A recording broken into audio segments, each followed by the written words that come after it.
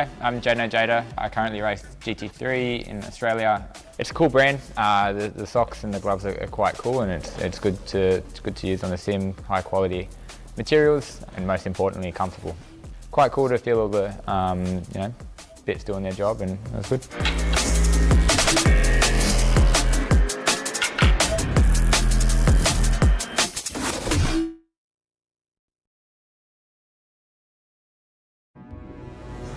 We are gaming fanatics. Our goal has never been to just play games. We think it's much better to feel like you're actually in the game. This feeling is what drives us as we create world-class gaming chairs. Our one aim, give you a brand new gaming experience. Help you move in perfect sync with everything on screen. Make sure you're having a ton of fun. It took us decades to achieve this, and we're still not satisfied. Every day, we wake up to get better. We'll never stop designing the very best to help you be your best. When it's all said and done, our job's only done if you're in full flow and focused on your victory. May you win, and win big.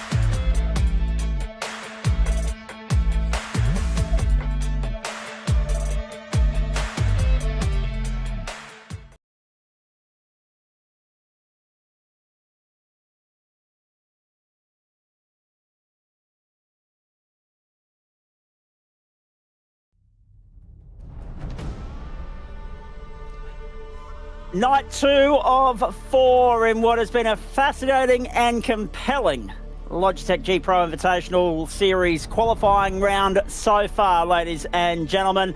And from the fast-flowing Canadian motorsport park in Motorsport Canada, we now find ourselves at the famed Hockenheimring in Germany, at least on the configuration that has been in play since the year 2002. For round 2 of 4, a vitally important round, particularly for a few would-be contenders that didn't necessarily fire last week or, of course, had misfortune fall their way.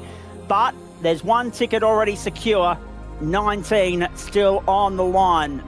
Remember, it's a win and you're in situation. So by the end of the 45 laps here in Germany tonight, we will have only 18 tickets there for the taking. It's round 2 of the qualifying series, and it's live, loud, exclusive and free for the next few hours here on the platforms of the SimSpeed Esports Network and, of course, the Australian Sim Racing Group. Good evening, everybody. Zach Caban deputising for Scott Rankin, whose voice box and vocal cords are probably still recovering from last week, alongside Stephen Sandman Clark. Welcome to round 2 of the championship, presented by the great people at Logitech and all the other supporting partners of the SimSpeed Esports Network and, of course, the Australian Sim Racing Group. Stephen Sandman Clark, the number 1 ticket holder of the Brisbane Heat, is here alongside me, mates. Cricket season done. We can now focus wholly and solely on motor racing. That's a good thing for all and sundry.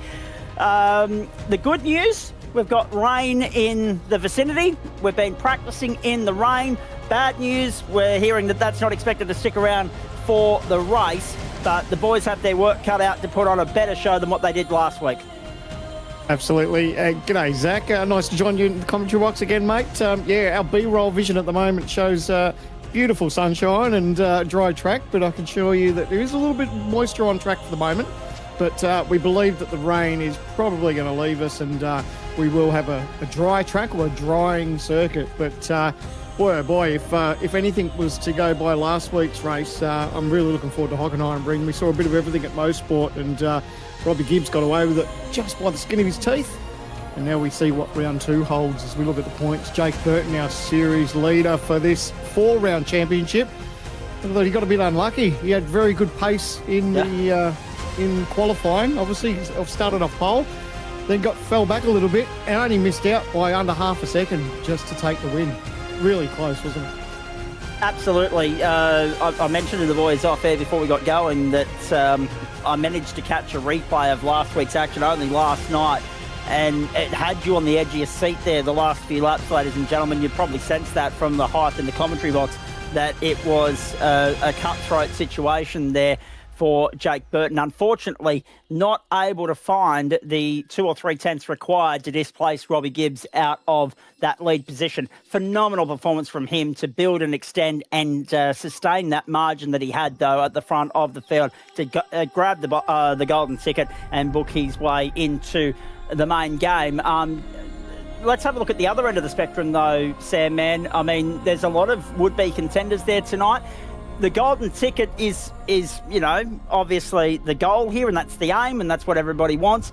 But it's not necessarily a death sentence. If you don't get one, consistency will get you in, but you'll have to work all 4 weeks for it. Yeah, it's like you've got a little bit of a backup plan, isn't it? You know, obviously you want to get that win because it guarantees you a spot straight away. And then you don't have to. You can pretty much relax for the next 3 weeks and sit on the couch and enjoy the broadcast. But yeah, you've got 2 ways to attack it, and consistency will get you in, but it's going to get tighter and tighter as the rounds go on. We've obviously had our first race last week, and with only 3 quick more rounds to go, this 4-round series will finish very quickly. So they need to be very mindful of where they sit in the points. Want to have a chat about a couple of guys that are in a win it or bin it situation at the moment, but not before we have a look at the playground for this evening, ladies and gentlemen. 4.5 kilometres around here, the Hockenheim circuit in Germany, as I said, for many years the home of the German Formula One Grand Prix. The current layout was revised from the original back in between the 2001 and 2002 German Grand Prix, and that is the lay of the land tonight. 4.574 kilometres, or 2.842 miles, 16 turns clockwise the direction. Some famous sections of circuit here, Sam, man, that we'll be talking about for much of the evening. The Parabolica, that run down the curved back straight to the biggest braking point on the circuit at turn 6. Then you've got the arena layout, then the stadium section. It's a circuit where you're going to have to work really hard for your overtaking opportunities to be executed and consolidated. Absolutely, and some big stops on the brakes too. We talked about, like you just mentioned just then, the run through Parabolica into turn 6, but it's into turn 2, it's a decent stop and a hard right-hander. In turn 6, it's a massive stop, hard right-hander. And then into Mercedes, where you got the left-hander through 8. Like, it's just, there's plenty of opportunities to make up positions, make those bold dives up the inside, and that's where we tend to see maybe a little bit of carnage at that hairpin at turn 6, because people go for the dive bomb. Sometimes they jump on the brakes and the old girl doesn't pull up as quite as they'd like, and there's always a little bit of controversy and contact. So it's going to make for some interesting racing, no doubt about that. You reckon the boys will be able to sustain the intensity that we saw last week, or are we anticipating a slightly tamer affair this evening when the track dries up? I imagine it's probably... It's catch-22, isn't it? I think round 1 you can be really risky and you can take those chances because you know, obviously it's win and you're in, and then you got to just have a decent finish under your belt, but you can't be aggressive like that for the entire rounds remaining, because if you do that again tonight, and you've had last week's drama, and if things to go to custard tonight, then it's going to be a very hard clawback. Then the pressure comes to you about being win and you're in, and that's hard enough as it is. So I think these guys will be a little bit cautious. I think one factor is this racetrack. They're hoping that it'll dry up in time, because we can see that there's probably no more showers on the way, but it's a drying racetrack. It's a one-groove racetrack at the moment. There's the lay of the land, ladies and gentlemen. That's the rules at play here for the 2026 qualifying series. Much the same as 2025. The 4 race winners automatically join the grid for the main series, which kicks off in March. The top 16 in points, once you eliminate the guys that have grabbed a race win from the points equation, they'll also make their way into the main dance. They'll join the top 20 from last year's series, plus the winner of the co-driver Clash from race week at Mount Panorama back in November. And the Australian Sim Racing Group, the powers that be that run and operate this series, they, of course, will also allocate 4 series wildcards for the 12-round campaign, giving us a field of 45 in total. And again, I guess it's a catch-22 again, isn't it, Sam, man? When you have a look at the details for tonight, 20-minute open qualifying session, we know that already. 2 compulsory pit stops. Strategy was a big talking point last week. Interestingly, year on year, the big change is that there is no fuel tank restriction, and the race distance tonight is a smidgen over 205 kilometres, 45 laps, 205.83 kilometres, the race distance here. So we'll talk about critical laps and fuel burn numbers in just a moment, mate, but let's talk about the catch-22 here, because if you don't manage to succeed and book your ticket into the big dance over the course of the next 3 weeks, right? And there's going to be some heartbreak when we get to the Red Bull Ring on the final stop in 2 weeks' time. But this is a great opportunity for some of these guys to audition for potential vitally important co-driver roles later in the season, because I would imagine, based on what we saw last year, that the teams will be quick to recruit their co-drivers based on who doesn't make the cut here after the next 3 weeks have played out. Yeah, massive valid point there, Zach, because, yeah, enduro season is very important to this championship, and knowing that they can't rely, on a full-timer in the series. This is a good little breeding ground. Oh, you see Stenny just holding on to it the best he can. He's going to make hard contact there, but thankfully that's no foul for him, just in practice. But, yeah, it's a good opportunity for a lot of drivers to put their hand up and say, hey, I reckon you could trust me if you put me in one of these teams come enduro season. If I can put on a good show here and possibly miss out on the cut, then definitely I'm putting my hand up for the enduros. Tyre compounds are an interesting talking point at the moment, because as we mentioned when we got on air, the track has been wet for the bulk of the practice session. But Sam, man, there's a few people at least putting the feelers out to see what it's going to be like on dries when we get into qualifying, should the track still be lightly wet. Yeah, that's right. It looks like there's still a lot of teams out there struggling. They're on wets, and what they're doing is they're making the most of these last couple of minutes that they've got before qualifying starts, because you've only got that 20-minute session. I imagine what teams might do, and I'm only guessing here, is that they'll probably go out, do 1 lap on wet straight away, get a feel for the racetrack, lay down a banker, and then, I guess, assess the track as it goes on. You can see this driving line. There is still a little bit of spray coming up from the cars in front, so that's still an indicator that the wets are still probably a decent tyre to be on. So I think the likes of Ratu and Sam Blacklock, they probably did their times on the wet, and now they're trying the dry compound to see what it's like. It's probably a little bit sketchy at this stage. Yeah, there's usually that drop-off that goes from lightly wet to very lightly wet. Once you get to very lightly wet, the temptation to transition onto the dry compound tyre becomes real. Again, there's a very fine line, and at the moment you can see the boys out there really working hard for their lap speed and time on the dry compounds. Bradley Rudder across the line, fastest in practice so far. The time's 1:49.955. Sam Blacklock, his teammate, 1:50.025.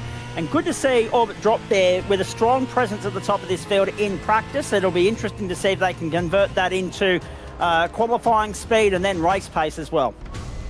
That was actually interesting riding on board there, because Bradley Ratu made that time on the dry tyre. So he's just shown that there is actually a little bit of traction out there with the dry tyre, and you'll probably see a couple of people just flirting with that. And of course the danger is where the conditions are like this, if you are on that dry tyre, it's still a one groove racetrack at the moment. So if you're on a dry tyre, you try to pull out and make the move on someone, you're going to be on the wet part of the racetrack. So something for these teams to be mindful as we head into the next 30 seconds of this session. Oh, and there's a car heavily into the concrete there. Let's just quickly, while we've got 25 seconds before the cars make their way out for qualifying, mate, talk about the guys at the bottom of the field. Shocker of a night last week for Marcelo Rivera, but Brodie Sentence, there's a guy that is in a win it or bin it predicament for the next 2 weeks. He needs to leave nothing on the table and go hell for leather, because the understanding, the discussion pre-race was that he might be missing from the grid for one of these qualifying rounds, which means he's only got 2 bites of the cherry left, and there's a guy that will be quickly snapped up for a co-driver role should he miss out here.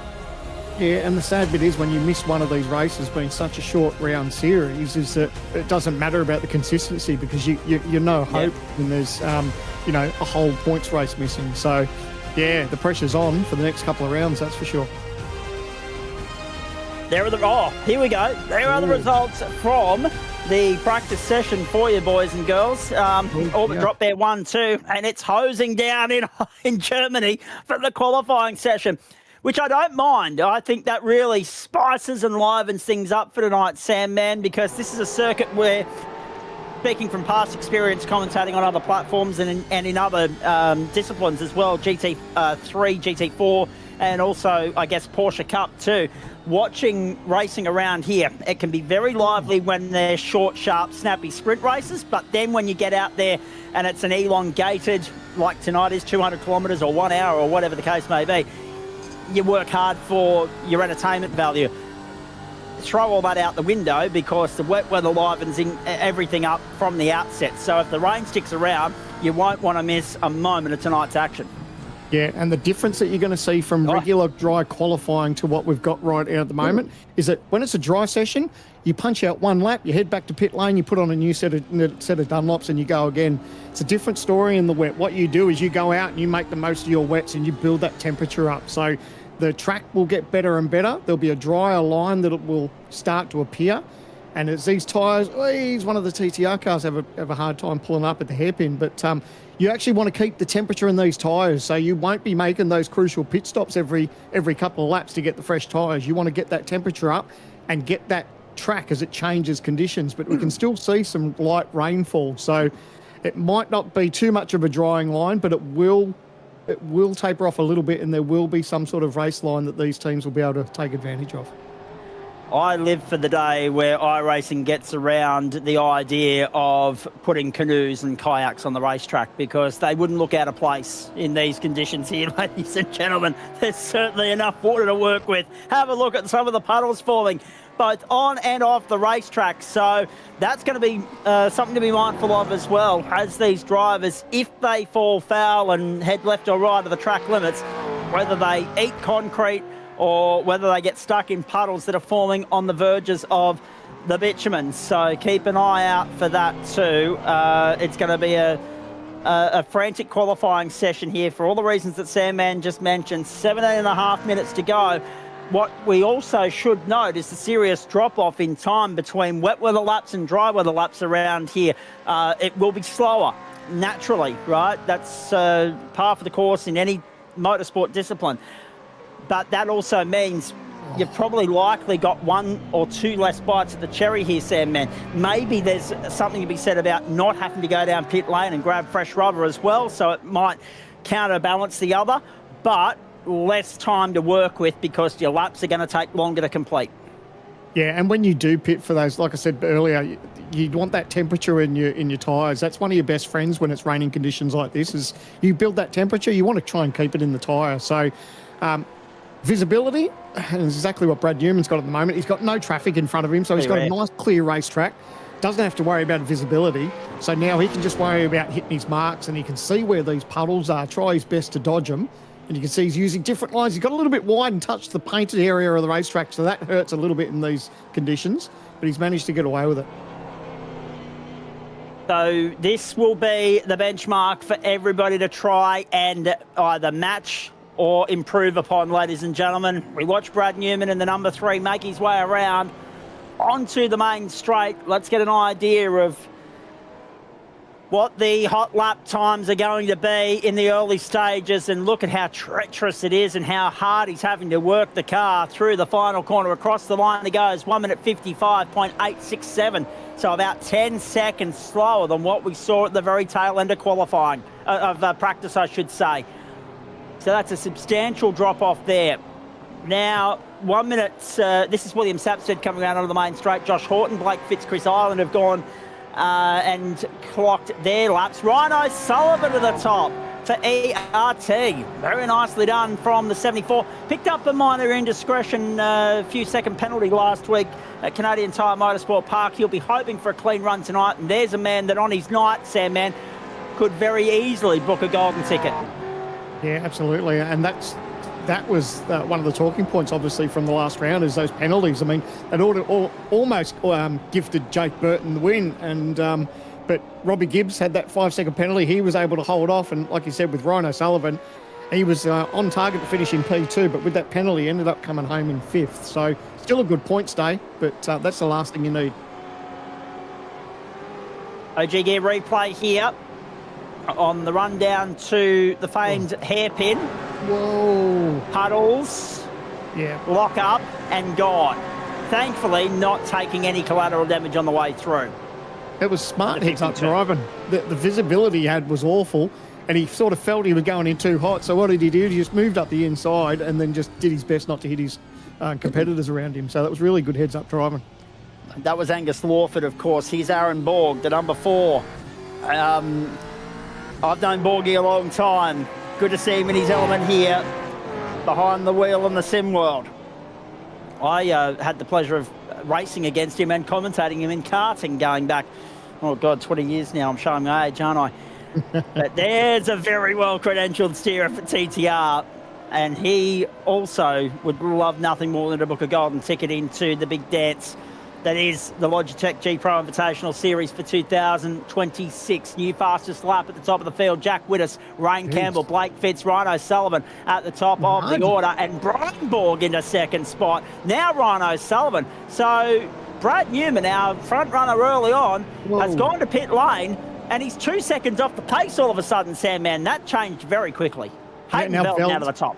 Yeah, these times, and like I said, the track is, even though it's still raining a little bit, the track is improving somewhat because you've got cars on track that's moving the water off the racing line. So you can see there is a little bit of I won't say dry line, because it's not, it's a drier line, trying to keep away from the puddles and all the rest of it. So this track's improving as the laps go on. So where it's at the moment, and the amount of spray that you can see, look at this, Chris Ireland, he's got all the vision that's happening in front of him. But they're trying to utilise the best part of these racetrack conditions, and probably if the rain stays like this, where it's light rain, the best lap might be towards the end, because the track may just be that somewhat drier and less puddle. And keep an eye out too, something we haven't discussed yet, is if there's a definitive dry line in the opening laps of this race, when it comes up in about 20 minutes' time, noting that we've got to get through the final 12 minutes of qualifying. We're also going to have the grid walk, which we're looking forward to as well. But make note, if there's a wet line there, Sandman, at the start of the race, and a dry line, you don't want to be on the wet line, and you could be at a distinct disadvantage there in the early stages. Yeah, that's right. And look, people are going to be second-guessing what these conditions are going to be like once the green flag drops. So I imagine we're still going to have a wet racetrack, but whether the heavens will still be opening up, it's still yet to be told. But you're right, you do want to be on the drier part of the racetrack. But I guess it's, what do you want to do, though? Do you want to grab pole, or do you want to sit on a certain side of the racetrack? I think I'm going to go pole every single time. Yeah, you can't orchestrate or fabricate that, can you? Because everyone will be trying to do the same things. So it's a double-edged sword, and you're just going to have to play with the card hand that you're dealt on this particular occasion. It's going to be a fascinating 45 laps, because if we have a transition from wet to dry, that's also going to keep everybody second-guessing when's the right time to pull the trigger and change tyre compounds. We pick up Tom Freer here in 14th position. On the bubble at the moment, he's the man that sits 19th in the point standings going into this round. Remember that the bubble becomes 18th tonight, 18th in, 19th out, and then 17th and then 16th over the next couple of weeks. A win is an automatic free pass. Welcome aboard into the Pro Series for 2026. Everybody else will be back next week, lining up at the Imola circuit in Italy. So we're done with our North American swing. It was great to go to Canadian Tire Motorsport Park to get the championship going.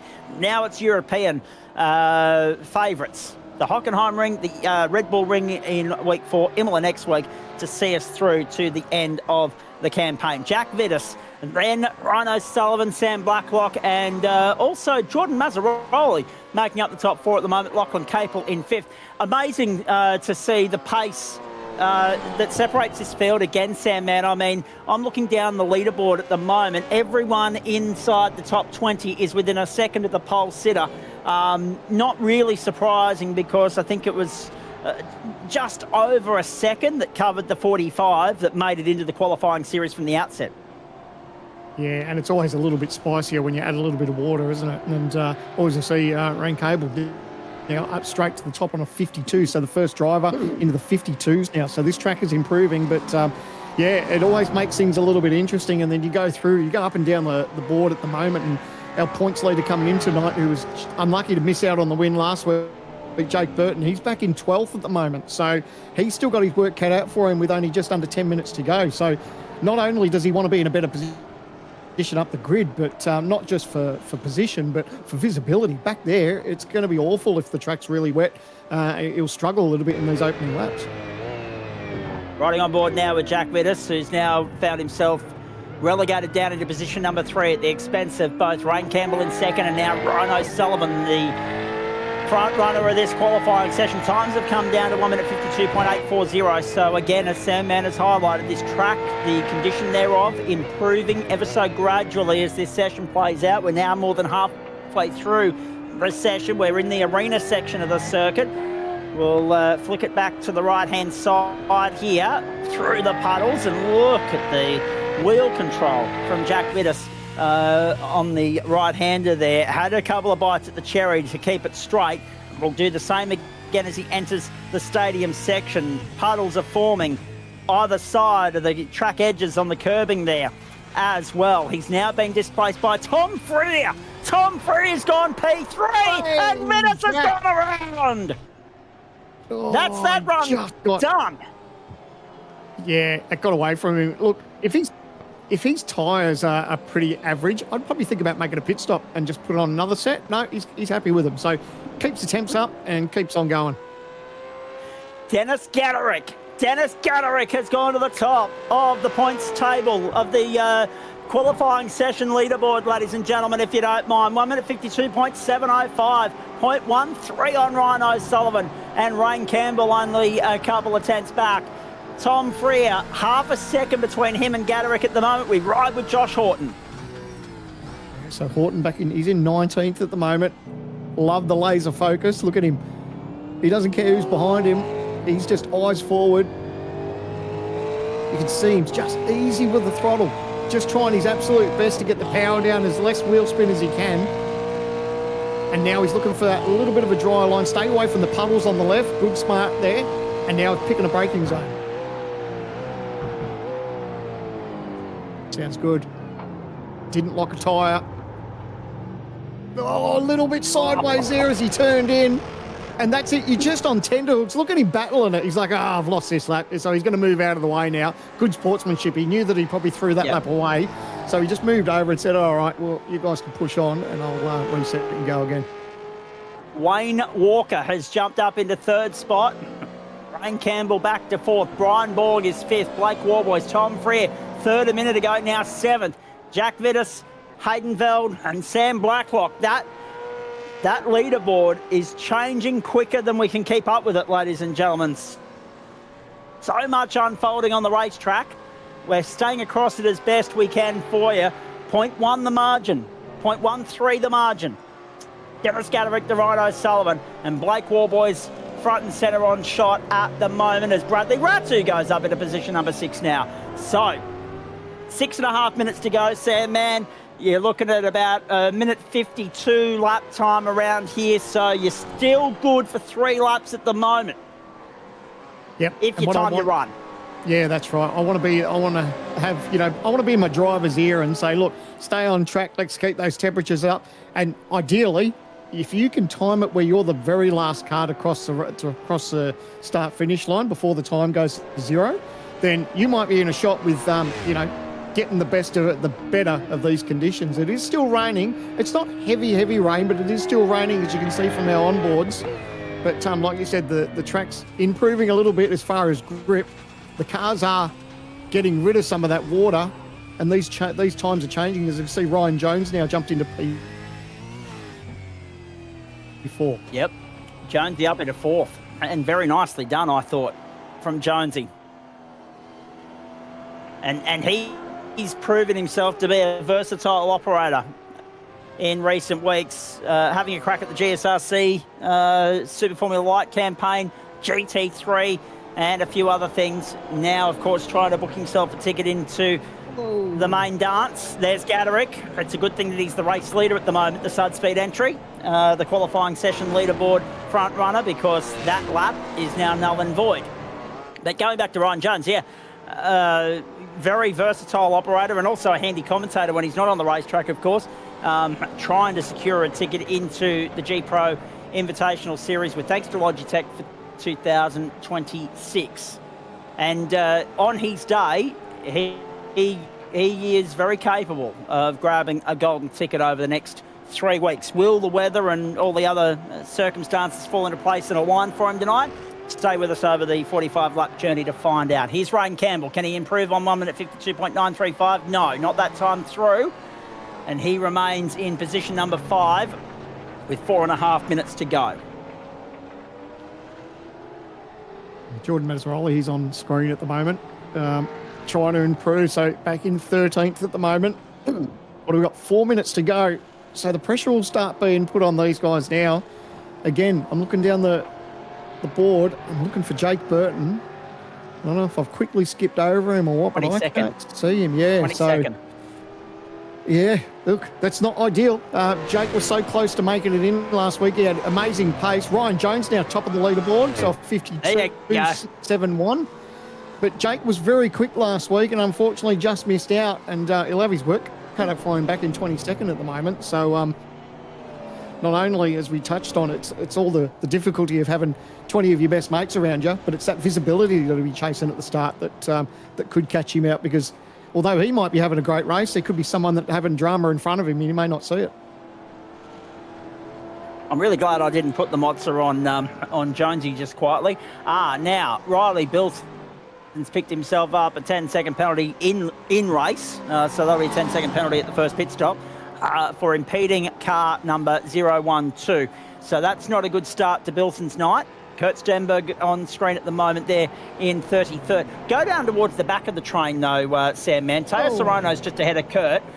Jamie Dyke is 35th. Russell Pepperell is there in 36th. Damien Johnston, Riley Bilson, Roz Frizzo, William Brown, Brad Newman, who set the first lap of the session, I should say, first flying lap of the session, and Aaron Borg and Ryan Bettis are making up this field at the moment. So some heavyweights right down there, outside the top 30, outside the top 40, maybe hoping for a miracle and being able to cut their way through the field in dry conditions in the race. But by gee, it's a long way around here when you're buried in the pack for 45 laps. Yeah, and look, obviously the conditions aren't suiting these guys if they're that far back. So, yeah, you're exactly right. What they're doing is just making the most of the situation they've got at hand. They know they've got 45 laps to improve on it. And what are we going to see? There's so many variables come race start because, you know, we didn't even get to turn 1 before we had drama at Mosport, and all that took was, Steve Walker just getting a little bit sideways. Wayne Walker. You know, someone stalled their car and that caused big dramas. So there's a likelihood we're going to see safety cars and so many different things that play out for these drivers. So yes, it's easier when you're starting up front, but the race isn't over. As long as you start, that's the main thing. There's Blake Warboys. Now we go back to Lachlan Capel.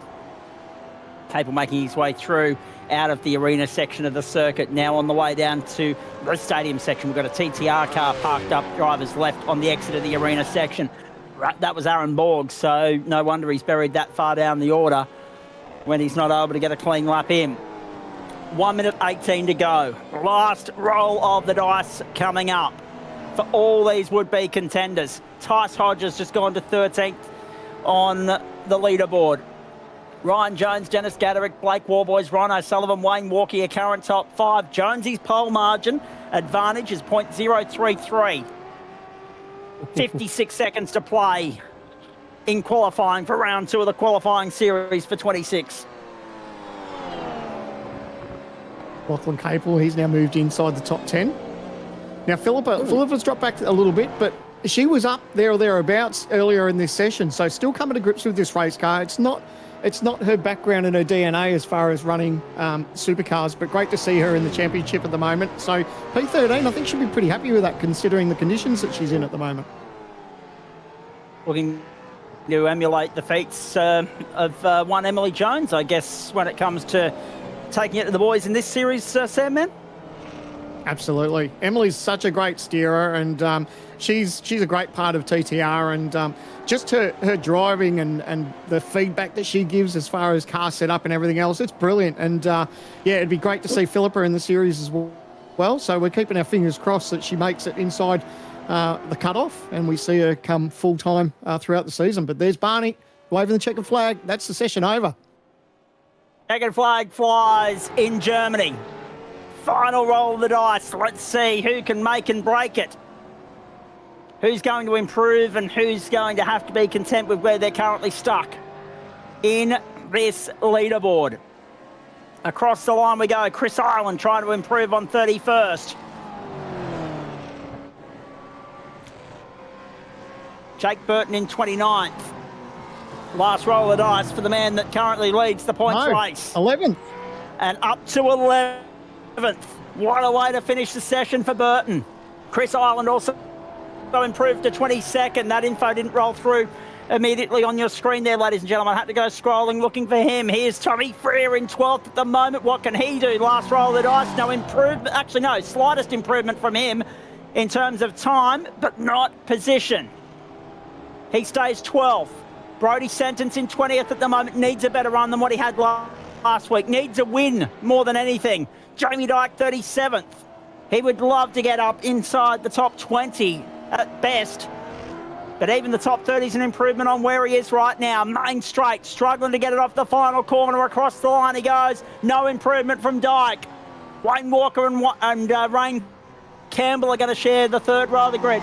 Oh. And Hayden Veld with the last roll of the dice. Hayden Veld has put 0.087 on Ryan Jones and displaced Jonesy from a would-be pole position. Unbelievable. And Jordan Mazzaroli towards the back end of the section there as well has crossed the line with not a hell of a lot of improvement, it must be said. And there is Hayden Veld celebrating, and rightly so. Hayden Veld, car number 53. 1 minute 52.584. Scott Gamble, 34th position at the moment. He's probably the last one to come home to the checkered flag here. And in fact, it's done. It is all done. Hayden Veld, Ryan Jones, Dennis Gaderick, Blake Warboys, Ryan O'Sullivan, and Wayne Walker are the top three rows on the grid. And Hayden Veld has found something for Eclipse on the final lap of the session. Unbelievable. How good was that? My prediction came true, mate. I said you wanted to be there or thereabouts, maybe the last car crossing the start-finish line to start your lap, and he was almost that last car. So capitalise on it and grabs pole position. Massive congratulations to Hayden Veld. You can see how pumped he was by the camera. That was so cool. We've got a few of our competitors about to come and have a chat to us, but let's roll through this grid and have a look at it for you, ladies and gentlemen. Hayden Veld and Ryan Jones, Eclipse Sim Sport and DPR Racing on the front row of this grid. From the second row, Dennis Gaderick for Synergy Sim Racing and Blake Warboys for the Warboys Motorsport and WKMP Sim Sport stable. They will share the second row, but I'm going to be interested to see how true to form this form guide is once we get through 45 laps in variable conditions. Ryan O'Sullivan for ERT and Accelerate Sim Racing's Wayne Walker make up the third row of the grid. And so far, there's been no repeats. So that's 6 different teams. Make it 7 in the top 7 with Ryan Campbell for Vermilion and Orbit Drop Bears Sam Blacklock making up position number 8. Have a look at the fine margins as well. Less than 0.4 of a second covered the top 4 rows on this grid. In fact, top 5 rows on this grid. 9th was Brian Borg and 10th was Bradley Ratu, Racecraft Simulations and Orbit Drop Bear. Sam, man, take us through 11 to 20. Yeah, we'll go through the rest of the field. Lachlan Capel back in 11th place for Orbit Drop Bear Motorsports. And Jake Burton, who's got his work cut out for him from P12, a lot better than what we thought he had. He was 29th there in the dying seconds, so he jumped up a couple of spots there. as we just let our graphics sort out what we got. Brian Borg saying 9th, and then Brad Ratu in 10th, but that's okay. There we go. So Tom Freer in 13th, Jack Whittis in 14th position. So the further we go down, the visibility for these guys and girls at the start. And speaking of girls, is Philippa. She's in 15th, and Tice Hodge in 16th. The visibility is going to be insane back here. Oh, yeah. William Sapstead Indeed it is. in 17th, and then in 18th, Jordan Mazzaroli. In 19th, James is, he's, mate, I don't know. You want to be inside that top 20, but with James and Brody back there on that 19th and 20th, that's, again, the visibility at the start of this race is going to be insane. Going to be hard for any of these guys outside the top 20 to push their way in, but Rick Kuznetsov will give it a good shake. There's no doubt about that. And Chris Islands alongside him on row number 11. Will Buchanan on row 12 alongside Daniel Poulton for OPR.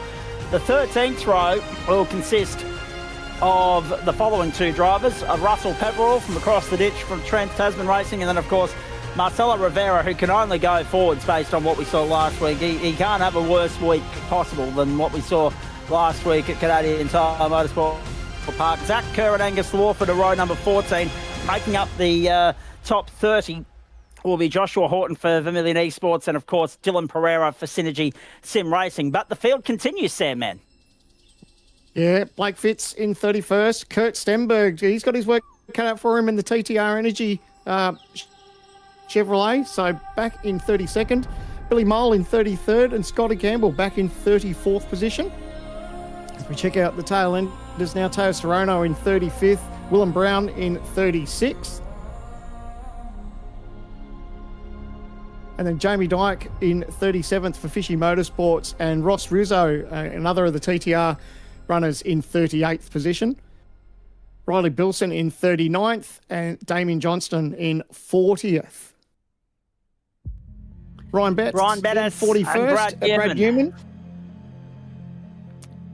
That's row 21, Sam Mann, and poor old Aaron Borg is there to bring up the tail of the field, and will do so from position number 43. So in his case, the only way is forward. Hayden Veld halfway through having a conversation with Tom Freer in the waiting room. Had no idea that he'd just been dragged into the booth to have a chat with us, but we will have a chat with him. Hayden, Sam Mann said it in qualifying as we launch into the grid walk here, of course, with thanks to the great people at OG Gear and the Gamesman, and all the other great supporting partners of the Logitech V8 Pro Invitational Series.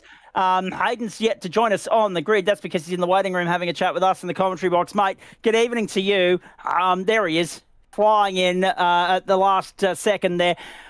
Terrific performance in qualifying, mate. Saved the best until last. The reward is pole position and clear air on a drying track. You couldn't ask for more than that.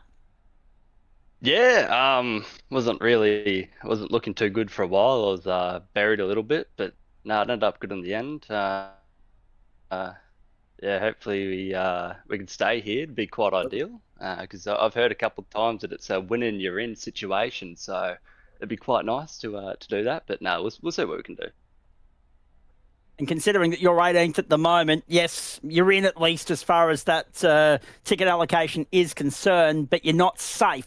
A win would secure that safety. There's no doubt about that. We can see a little bit of rain falling here, so it looks like we're going to have a wet start, mate. Your thoughts on how the track played out during practice, and then that drop-off where it went from wet to starting to dry up and then became, saturated in water again, and then it started to dry off. It looks like it's going to be that sort of night where it's going to be on and off. That's going to keep you guys on your toes. Yeah, practice was weird as the track was getting good, and then it sort of slowed up a fair bit, and then went to this weird state, and they got sort of quick again, and ended up being a couple of us put on the slicks at the end, and meant this will actually be pretty cool, and then qualifying starts and it's raining. Gotta put the wets back on it now. But yeah, it looks like the race will probably be similar. Looks pretty similar, so we'll see how that plans out. Probably gonna change the tyres I got on the vehicle now, but yeah. Well, I was just about to ask you, what is the plan of attack from the outset here? Do you think it's going to be wets or dries from the start? I'm gonna say probably wets. It's what I was changing before. It's hence why I was on the grid. I was just going through the document there, but yeah, it's hard to say. Probably change during the race, and yeah. All right, mate. Very nicely done. We might let you go and focus on the task at hand, and hopefully we're having a chat to you in a couple of hours from now. Uru. There he is, Hayden Veld. Brilliant. Couldn't get out of here fast enough. Right next to him in the points race at the moment, Sandman, and on the bubble as far as this championship situation is concerned. Not a bad run for him in qualifying, though. He's starting right where he wants to as far as not being buried in the pack is concerned. Solid effort in qualifying. Will 13 be a lucky number for Tom Free tonight? Let's hear from him now with Sandman Stephen Clark. Yeah, g'day, Tom, mate. P13, not ideal, but not horrible at the same time, and you're on the bubble, which is the main thing. How are you feeling about the race start here? A little bit wet still? Yeah, pretty nervous. I've started back here before, and it doesn't usually end well for me, so we'll see what happens. At the end of that, it's my own fault. I had a pretty good opportunity to be right at the pointy end, but yeah, made a pretty big meal of my last lap. But I don't know, 13th, it's not too bad. Probably shouldn't be on the bubble either, because I didn't keep my head at my sport and put someone in the fence, which is why we're back there, but it is what it is. Mate, still plenty of time to turn it round, and I think we might be lucky enough if this rain stays away. This track will just improve as the race goes on, so hopefully that spray starts to dissipate at the start for you. You've got a bit of visibility and no one has any whoopsies in front of you. That's the main thing. Yeah, I hope so. I wouldn't mind it drying out. We've got a pretty fast hood speed tomorrow, so I don't know. We'll see what happens. Obviously, if it dries out, I think it'll be quite a good race. If it's wet, I think it's just going to be crash avoidance and staying out of trouble. But yeah, hopefully a clean race for everyone. Now, as Jay pans his camera around with the car, we're just having a look. What have we got on? So we got wets on, we got the wets, or we going with the slicks? What's your call? Looks like we got the wets on. Definitely wets, I think, for the start. It's touch and go, but yeah, I'm not going to be the one in the fence at the hairpin, hopefully. All right, mate, we're almost going to go green. We're going to go let you focus. Mate, thanks for the chat. Good luck tonight, and hopefully your points are looking much better as we leave Hockenheimring, getting ready for round 3. So all the best. Thanks for having a chat with us. I hope so. Thanks, guys. Cheers, Tom. There you go. Zach, Tom's ready to go. And so are we, mate.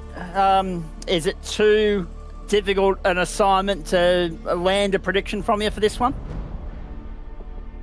Mate, there's so many variables. I think there's going to be some drivers that might get caught out by the conditions. And so, yeah, I'm not a brave man to pick anyone just yet. I did roll the dice and say Jake Burton last week, and that seemed like a pretty easy odds, as quick as he was in practice and qualifying. But I'll go with Jake again. He's back in P12. Let's see if he can bounce back. There's the assignment for you, ladies and gentlemen. That's what's ahead of us. 45 laps, 205 kilometres, 2 compulsory pit stops along the way, and these cars will be filled to the brim with fuel, ready to fire. Round 2 of the series is underway. The Logitech G Pro Invitational qualifying series from the Hockenheimring, and you can see there's still plenty of spray to work with in the opening laps here. Plenty of moisture on the circuit. Bold decision to start on anything but wet weather tyres. Looks like everybody's on wets from what we can see, except for William Sapstead. I can see that he's on dries, and there's trouble at the back. Through turn 1, the track's almost blocked. It's exactly the same as what we saw at Canadian Tire Motorsport Park last week, except a few hundred metres up the road. Marcelo Rivera involved in his second major incident in as many weeks. Unbelievable. He's done. Oh. And Riley Wilson so was also on drives as well. It's important to note there, man. Yeah, no, that's definitely not the tyre to be on. You can see the conditions and the amount of spray that's coming. Oh, into the hairpin! Someone's locked it up. There's big drama there. We said that was going to be happening. Oh, now it's just nose to tail. Everyone's managed to pluck a gear and get going again. But it's always the heart and mouth stuff at this start. Obviously, the tyres are cold, the track's wet, and then just missed in that sort of braking zone, and that's caused drama. Sun trying to break through as well, Sandman. You can see it off in the distance there. There's not much in the way of natural light to work with. It's rather dark out there at the moment. That won't be helping from a visibility perspective either. Lap 1 of 45, and already we're contending with carnage here at the Hockenheimring. There will be some drivers making their way to pit lane on this opening lap, no doubt. Yeah, damage to some of these cars. That's a great graphic that we've got, and that's something that we'll be keeping an eye on as this race goes on. The rain's not falling. We can see that everyone's on the wet compound tyre for the moment because you don't want to be on slicks, but they'll be thinking about that crossover point. If no more rain falls, this track's going to dry out, and then people will be thinking about those lap times and who's going to roll the dice to get to the slicks first. Jeez, I'm not sure we can cop that much action in every other one of the 45 laps tonight. We might have just exceeded our action quota on the opening lap here at the Hockenheimring. Extraordinary scenes. Marcelo Rivera can't take a trick at the moment. We pick up the sim speed entry, the 9 orbit drop there entry, I should say, of Lachlan Capel. And we've got a replay on board with Marcelo Rivera again. The OG gear replay as we make our way towards the first corner. Cars, he got swamped left and right. And just have a look at the lack of visibility that he's contending with there on his run to turn 1. And caught the curve, tried to get down the inside, but the trouble's going to happen to the left of him. Yep, there it is. He was an innocent Car's trying to take evasive action and he just got wiped out. Yeah, that's hard to swallow. Oh. And then he gets another hit just for giggles. But, yeah, it's always... Yep. We've seen Satsbed and Riley on slicks. Because that might have been half the drama. Yep. If some of these guys started on slicks, then that's where, that obviously made things a lot more difficult. So, a braver person than I to be out on slicks in these conditions. Yep.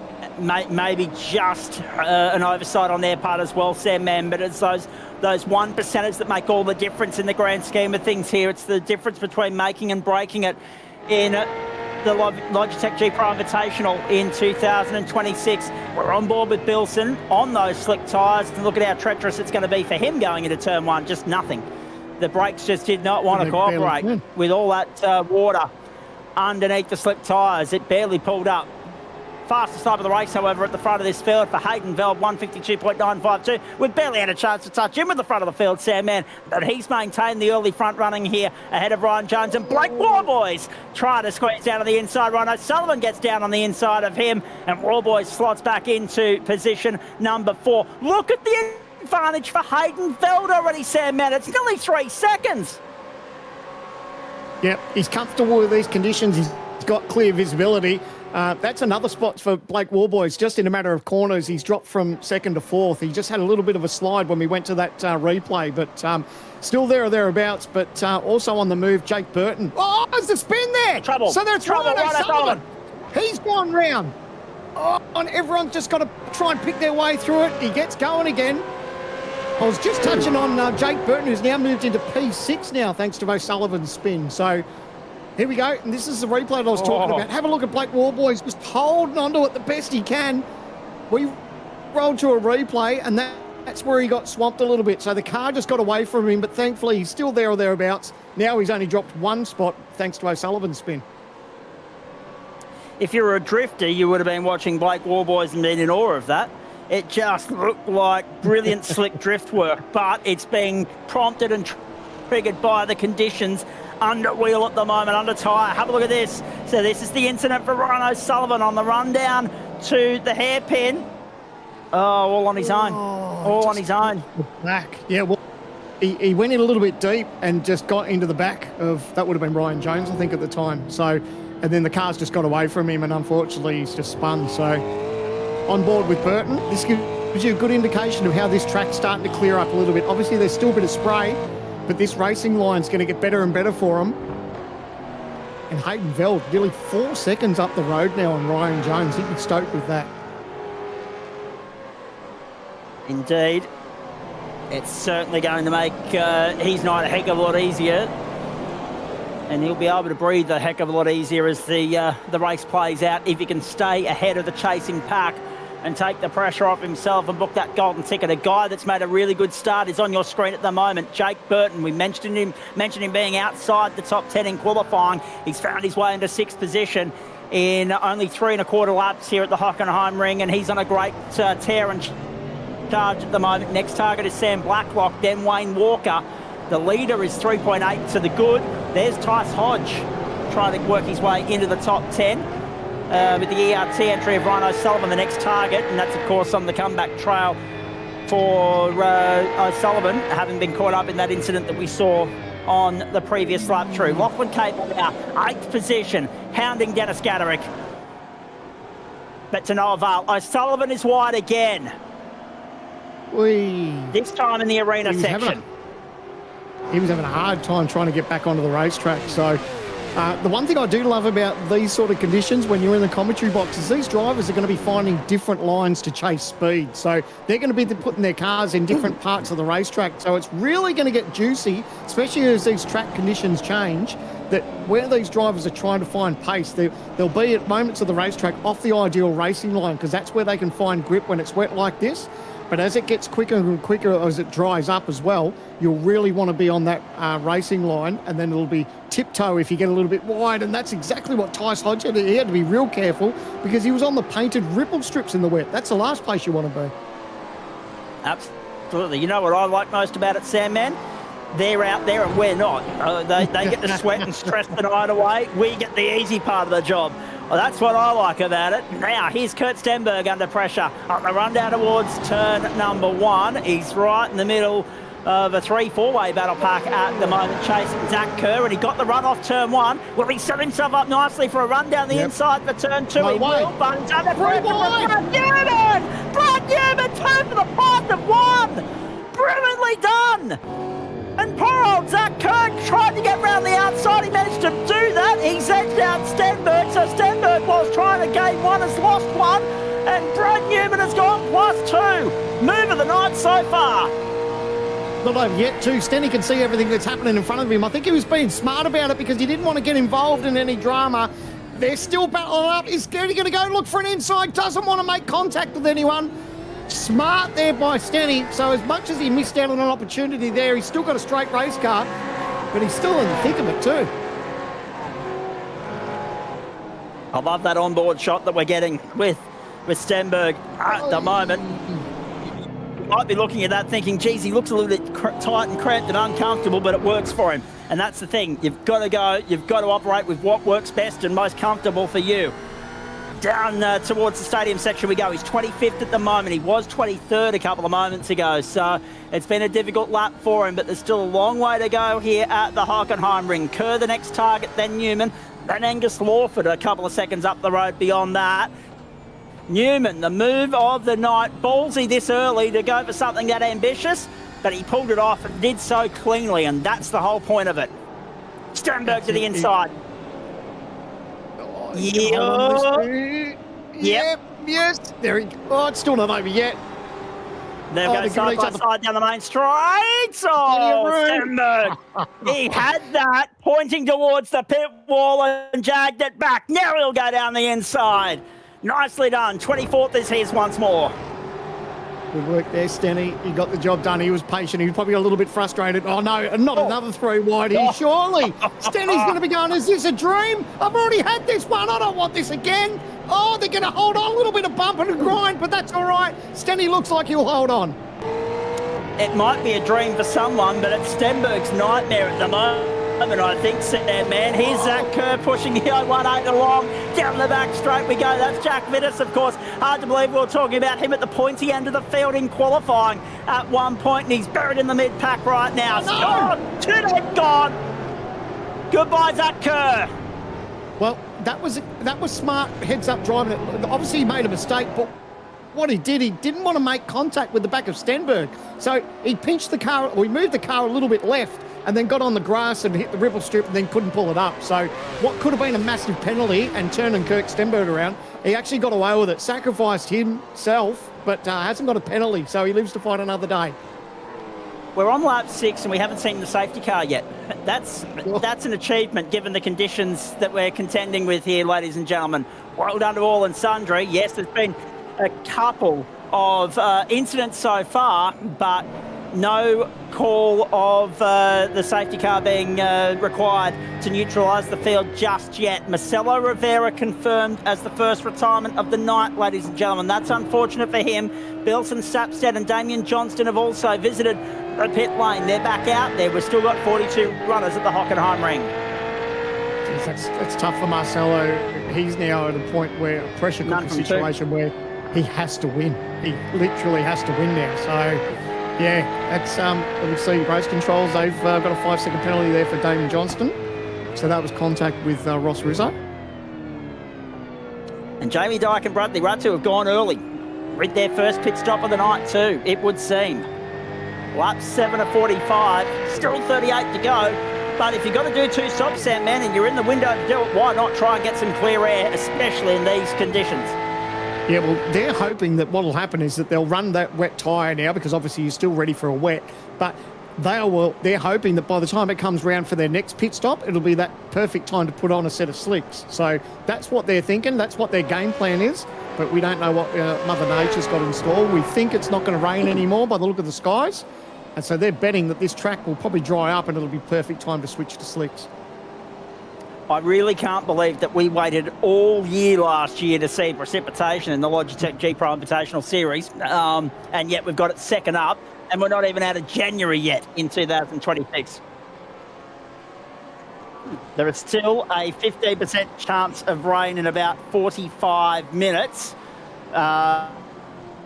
This race is going to take a lot longer than 45 minutes to wrap up, ladies and gentlemen, given the current speeds. We're in the 1 minute 50s at the moment, so 1 minute 52.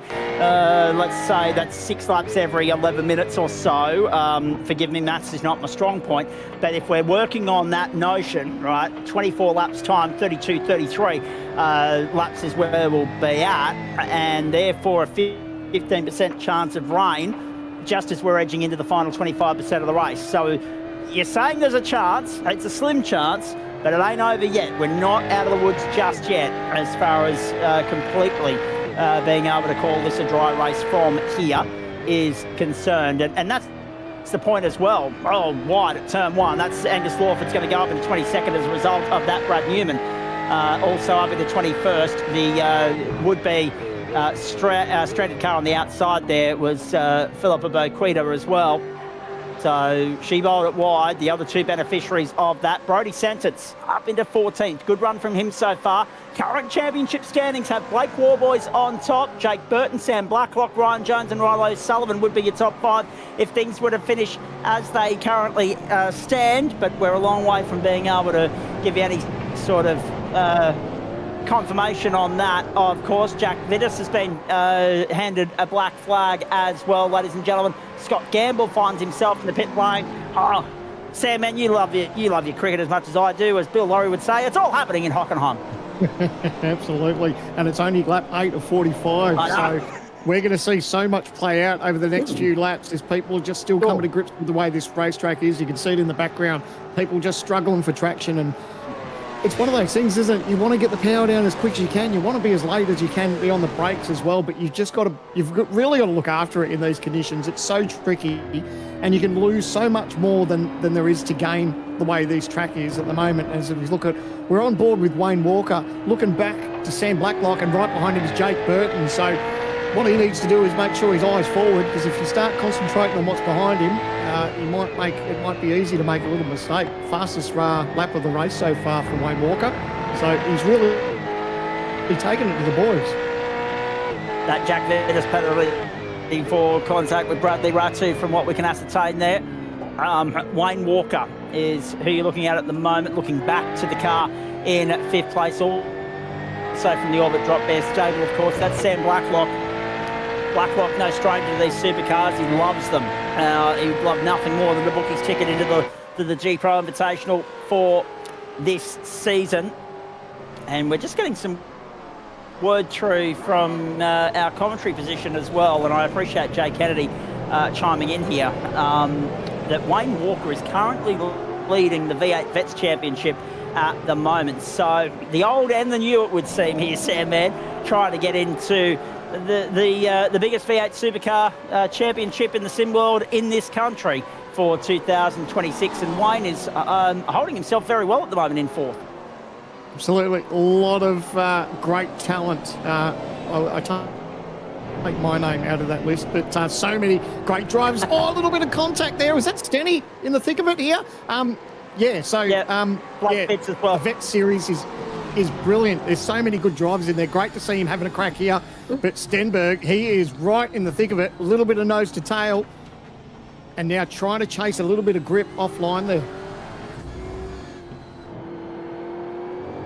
The point that I want to make as well, mate, I know we've been a little bit sidetracked with everything that's going on tonight. It's very hard to have a fluid conversation when everything's changing as rapidly as it is on the racetrack. But what we don't know, what we can't yet wrap our head around, is how quickly this track is going to dry out. And there's a few different factors that will drive that process, notably the amount of cars that are out there trying to clear the moisture, but also the temperature above and overhead and on the surface as well. All of that plays a small role, and as you can see there, it's very cold. 18 ambient, 17 on track. Remember, it's still winter in Germany, so those conditions, it's going to take a while, I think, to clear the standing water and get to a point where dryers are going to be the prominent tyre to be on.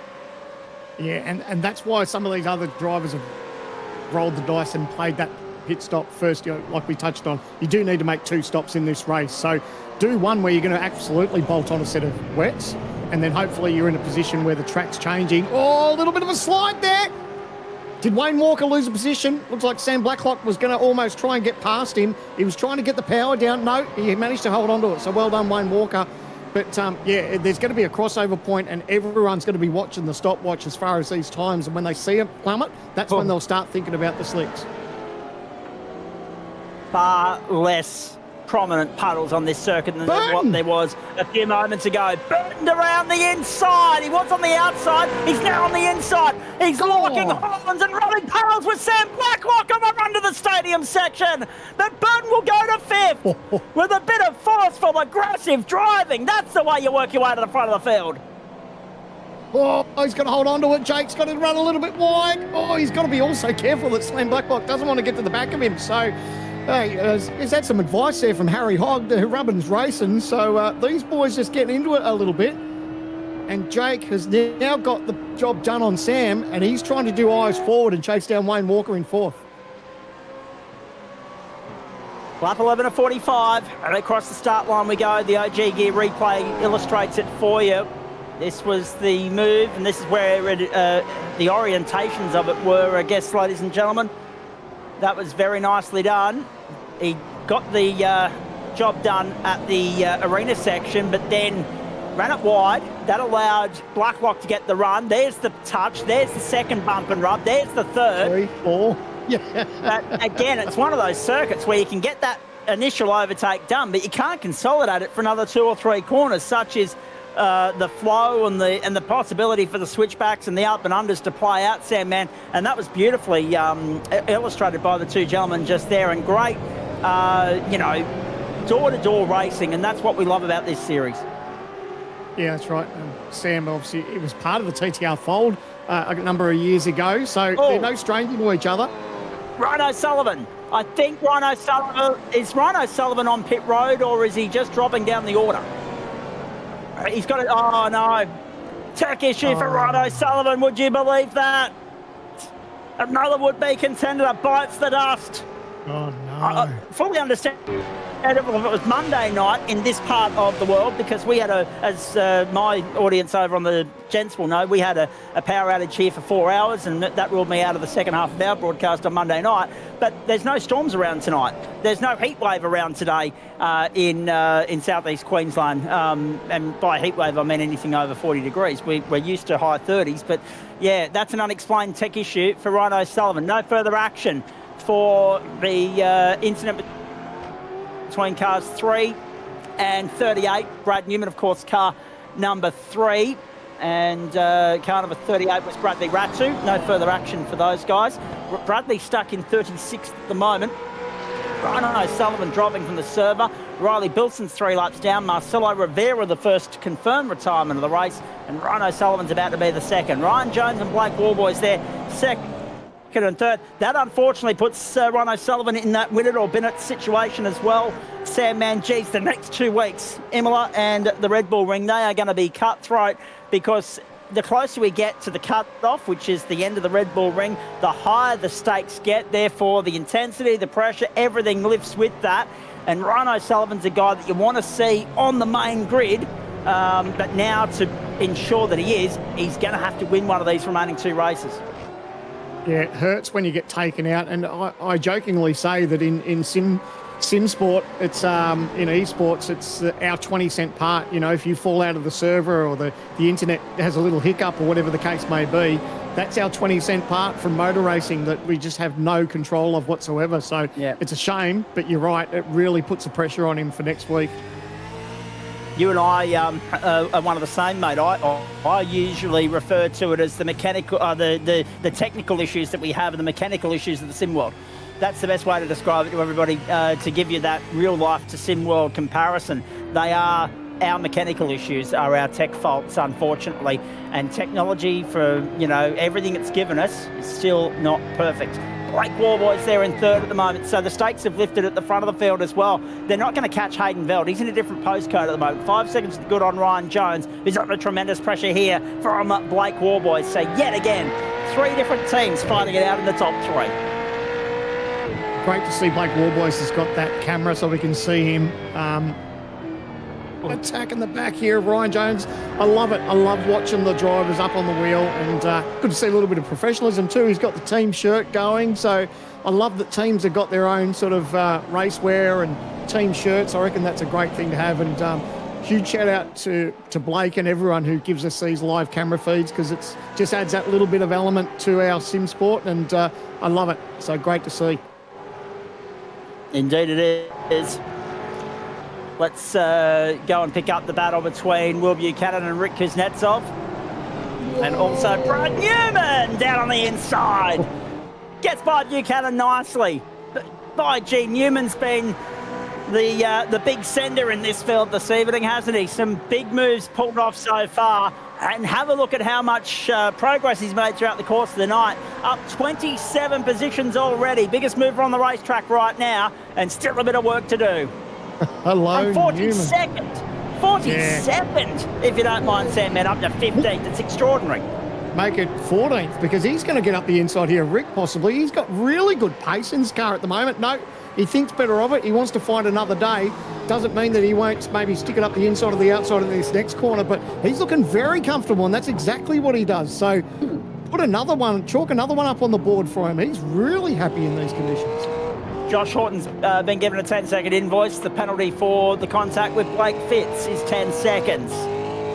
Blake Fitz sitting 22nd at the moment as well, for context. So, yeah, there's been a few guys that have fallen foul of the wrath of the officials so far this evening. But smooth running for the guys at the front end of this field. Hayden Veld, Ryan Jones, Blake Warboys, Wayne Walker and Jake Burton, the top 5. Sam Blacklock, Lachlan Cable, 6th and 7th. We've got our eyes on Will Buchanan. William Sapstead's on pit lane. We're on lap 14 of 45. We go, Down the inside. Make a move, yep. So this will be another one. A good heads up there from Wayne Walker. He just sort of gave Jake the room. They're going to find it out a little bit here, but Jake's on the outside. Yeah. He'll have a little bit more confidence and pace. Yeah, and Blacklock will try and follow him through, but Wayne Walker, he's going to try and capitalise maybe a little bit off the draft here in front of him to Jake Burton, but now it's going to come into the braking zone. So a battle of the brake pedals. Sam Blacklock's going to be pretty happy with his positioning at the moment, and he will get Wayne Walker there. So, but he's not giving up. There's Wayne. Good driving by all 3. Blacklock trying to get the run off the hairpin as well to try and set himself up on the TTR entry of Jake Burton. He's consolidated with Walker, sealed 5th for the moment. Walker relegated to 6th. Lachlan Cable is 7th. Blacklock still chasing Burton, but Burton comfortable in 4th for the moment. The problem they've got, boys, is they're 1.7 seconds behind the next battle pack, which is Blake Warboys and Ryan Jones. It's a big margin this early in the piece. Hayden Veld's advantage at the front, still 5.2 seconds. So it's one-way traffic for the pole sitter at the moment. That final lap of qualifying may well be the power play of the night, Sam, man, if it continues like this. Yeah, you're not wrong. And in wet conditions, I always feel that if you've got a 1 point, so let's say it's a 1.5 second gap between the car, between you and the next car. In the wet conditions, it almost feels like 3 seconds because you just don't have that confidence and grip that you normally have in the dry. So I always feel it's sort of a double-edged sword that, yeah, it looks closer than it really is, because to try and make that ground up in these conditions, it's just that little bit tougher. But the way it's all playing out, Jake's obviously happy with himself at the moment into P4, a little bit of clear racetrack, and he's already opened up that little bit of margin between Blacklock. And this is what he wants to see in his mirror. He wants to see Wayne Walker and Sam Blacklock still battling out with each other, because this will trip them up a little bit, and Jake will be able to just get down the road a tad. Yep, give himself a little bit of breathing space to work with, and that can be so beneficial to him at this point of the race. An inch is as good as a mile right here and now. Track not rapidly drying out or deteriorating in favour of that switch over from wet to dry tyres just yet, ladies and gentlemen. Still puddles being kicked up by the race cars as they drive over various portions of the racetrack bitumen right now, and it's going to be a while until that mist that's being kicked up by the race cars is substantially less than what it is per car. We won't be entertaining the idea of a crossover to the slick compounds just yet, and have a look at them slipping and sliding off the hairpin. Rick Kuznetsov 16th at the moment, and doing a nice job of it, chasing Will Buchanan. He's got Russell Pepperell there for company in 17th, and Daniel Poulton's not too far away either, but that also adds then to the mix Jordan Mazzaroli and Angus Lawford. So 1, 2, 3, 4, 5, 6 cars all fighting for one position, and that is position number 15 at the moment. Will Buchanan just edging clear of Rick Kuznetsov. He's got about 9/10 of a second to the good there. So Buchanan in 15th at the moment, and that's probably a good place to be, Sam Mann, as Blake Warboys comes to pit lane, first of his 2 pit stops.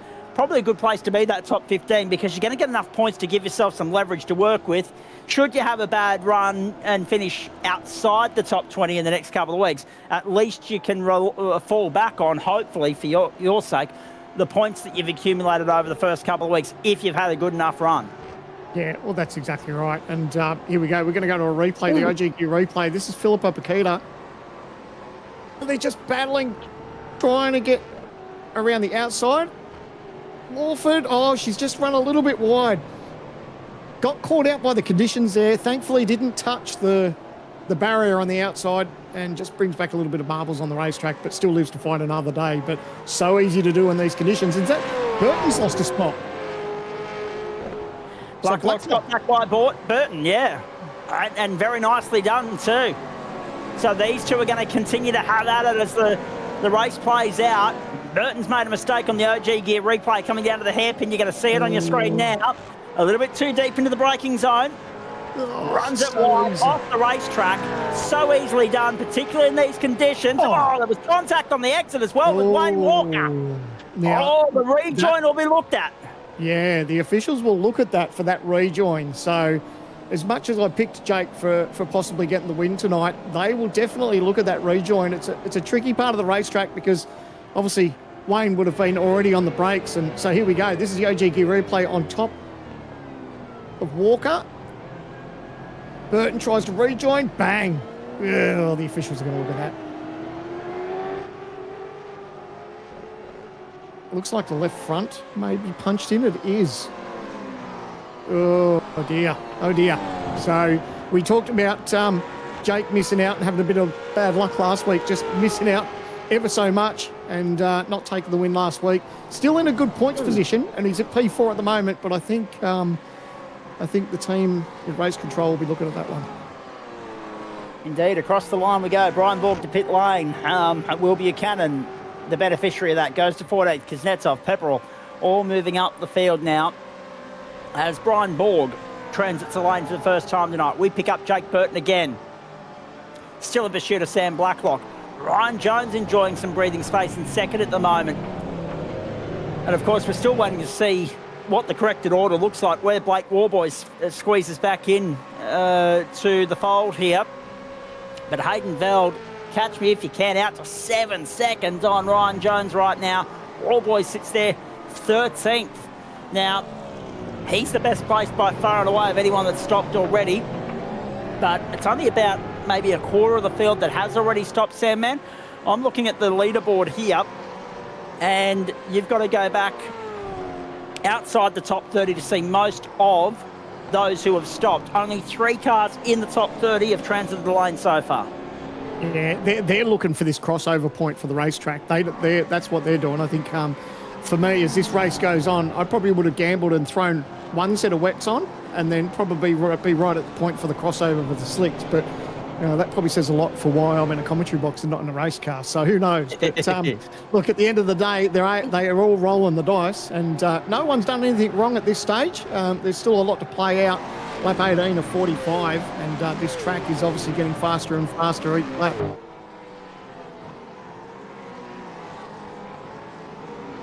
Oh, look at the right in the very bottom left of your screen there, ladies and gentlemen. That tiniest smudge of blue, that is precipitation. And it's coming from, well, what's that, the southwest. So it's heading northeast. It's coming from the southwest, is the precipitation. There's green on the very back of it, so that's not light rain if it arrives at circuit. That I think there might be a little bit more than a 15% chance now, Sam. It's just a matter of how quickly that is progressing. Yeah, so by the time, well, that's exactly right, and how fast it's going to track to the racetrack where we are at the moment. So I guess that's what teams are doing. They're monitoring that, because at the end of the day, if you roll the dice and the track gets to a point where it's good for slicks, no, Jake Burton, 5-second penalty. Yep, I had a feeling. Unfortunately, when I saw that, he was going to get looked at by the stewards, and he's got himself that 5-second penalty. Exactly what you said there, Zach. So, look, not night over. We saw that the likes of Robbie Gibbs still go on and win last week with a 5-second penalty. So we go to the OG Gear replay. Oh, and this is Sam Blacklock. He's just had a moment, and that's exactly where. No, that's a hairpin. Yeah, that's where Burton had his dramas as well. Yep. So exactly. So easy to do. So easy to do. I guess the biggest problem that you've got there as well, Sam, man, is the deficit. So the only thing that eradicates the deficit that that Jake Burton and everybody else has to Hayden Veld at the moment is a safety car, right? We're not wishing that upon the race. This is lively enough without bunching the field back up again, NASCAR style. We don't necessarily need that right now. Hayden Veld's just taken us into the 51s, fastest lap of the race, 1 minute 51.744. Wayne Walker's come to pit lane to no doubt have a look at any damage that he might have sustained from that bump and rub with Hayden Veld. Tice Hodge, the beneficiary of that, moving up through the field right now. Rain Campbell, the fastest lap of the race, 1 minute 51.732. So all that information's rolling through very nicely, right? Hayden Veld's advantage to Jake Burton is 10.1 seconds. So it's essentially 15.1 seconds now. So I think we're almost putting a line through Jake Burton being a race winner tonight, unless something drastically changes in how this race is playing out between now and the checkered flag. But the way things sit, you're almost putting a white line through Jake Burton and saying, look, continue to lead the points table in this qualifying series. Try and book your golden ticket next week. If not, rely upon points the week after. Well, the thing that I'm getting notices is all these faster slaps that people are getting at the moment. Yeah. So Ryan Borg now. So this track is improving. So you say that there's maybe a bit of a chance that Jake Burton won't take this win, but if he's the first one to slicks and he's out there for a lap or two at the right time and everyone else is still on wets, he'll make up that 5 seconds, no problems whatsoever. So he'll make that possibly in one lap, just depending on if he makes the right call. It's obviously too hard to call at this stage, but we are seeing the track improve. Brian Borg back in 28th, the fastest car on track at the moment. So, and these are on some of these drivers. We saw Hayden Veld punch out. He did his on 18-lap-old tyres. Have we got to the point of crossover yet? Is what I'm wondering. The circuit on our timing screen, ladies and gentlemen, track wetness says very lightly wet. That's usually that point where you start entertaining the idea of switching tyre compounds. Burton down the inside. Burton down the inside of Blacklock and gets it done. Third on track, but not on corrected order at the moment. Yeah. So Burton made a great move there to the back of Blacklock, and then Blacklock made a little bit of a wide bowl, and Burton was able to snuffle that up. So more cars in the lane. Russell Pepperell.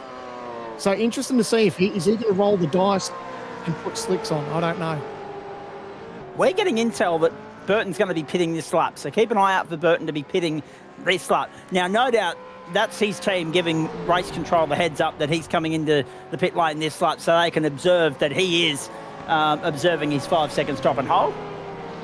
And then he'll be able to be clear of that and play on back out there on the racetrack. Believe it or not, we're not even at halfway yet. It's only lap 20. We've got to get to halfway through lap 23 to be at halfway. There's still a lot to play out here. We're almost at that point where you start entertaining the idea of dry tyres. Almost. But then, are we going to have another crossover phase later in the race? Ryan O'Sullivan, fastest start of the race now as well.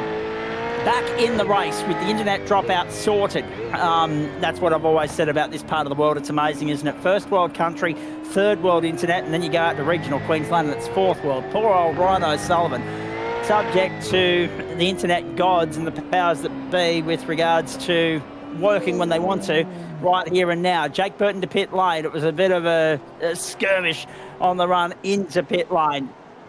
Rain Campbell, we're being told something's going on there. He's in 8th place at the moment, so we need to keep an eye on that. Oh, whoops. No? I don't know what rain's on this there. This is the stadium section. Oh, car stopped. Oh. Live, bottom of first shot, bottom right of screen there. Will Buchanan's pulled up in the gravel and, oh no, he's going to get it out of there. Thank goodness for that. Fine. Now, this is exactly why I was stoked with Burton making his pit stop, because if he gets his pit stop and gets that 5-second penalty, he wants to get that over and done with, because if we get a safety car, it almost null and voids that 5-second penalty that he's going to get. So, thankfully for the moment, as we go to the OGG replay, it was just a spin and didn't bury it. But that would have been a killer if Burton hadn't have served that 5-second penalty, comes out and then there's a safety car. I mean, it puts your dead motherless last. So, still in the lane. It's a long stop. Don't tell me Burton's fallen foul of a stop and hold. Oh, he's rolled the dice. Wow. So we're hearing that Jake Burton has gone to slick tyre. There he is. There's the graphic. So he's rolled the dice. It's going to be very sketchy. He needs to get on the racing line. That's exactly where he's at. Now, this is what I touched on. If he got on there at the right time, he can make up some quick margin. But he's got to feather it. They're cold. It's a drying racetrack. And he can't pass, because if he gets off that dry racing line, it's going to be very, very sketchy. And it's not a very warm racetrack either. So cold tyres, cold track. And also, you know, you're somewhat restricted by where you can drive based on what's dry and what's not. These are a very couple of importantly critical laps for Jake Burton right here and right now. Hayden Veld to pit lane, the race leader, has led all the way so far. Will relinquish the lead to complete his first transit of the lane. We're on lap 22, so next time by is halfway. And Ryan Jones has now inherited the race lead. I think this is...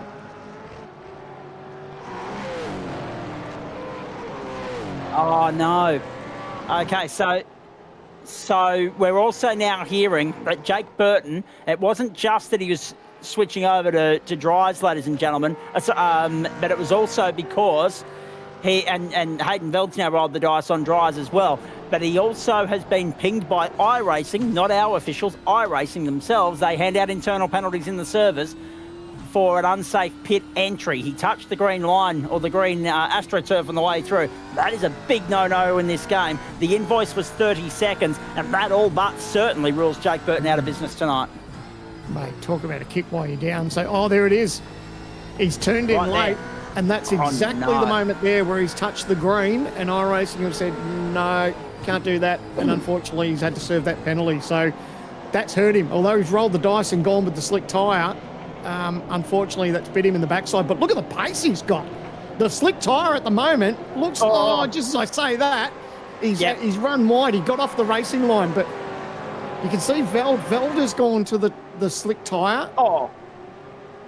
Freya has, but it hasn't worked for him.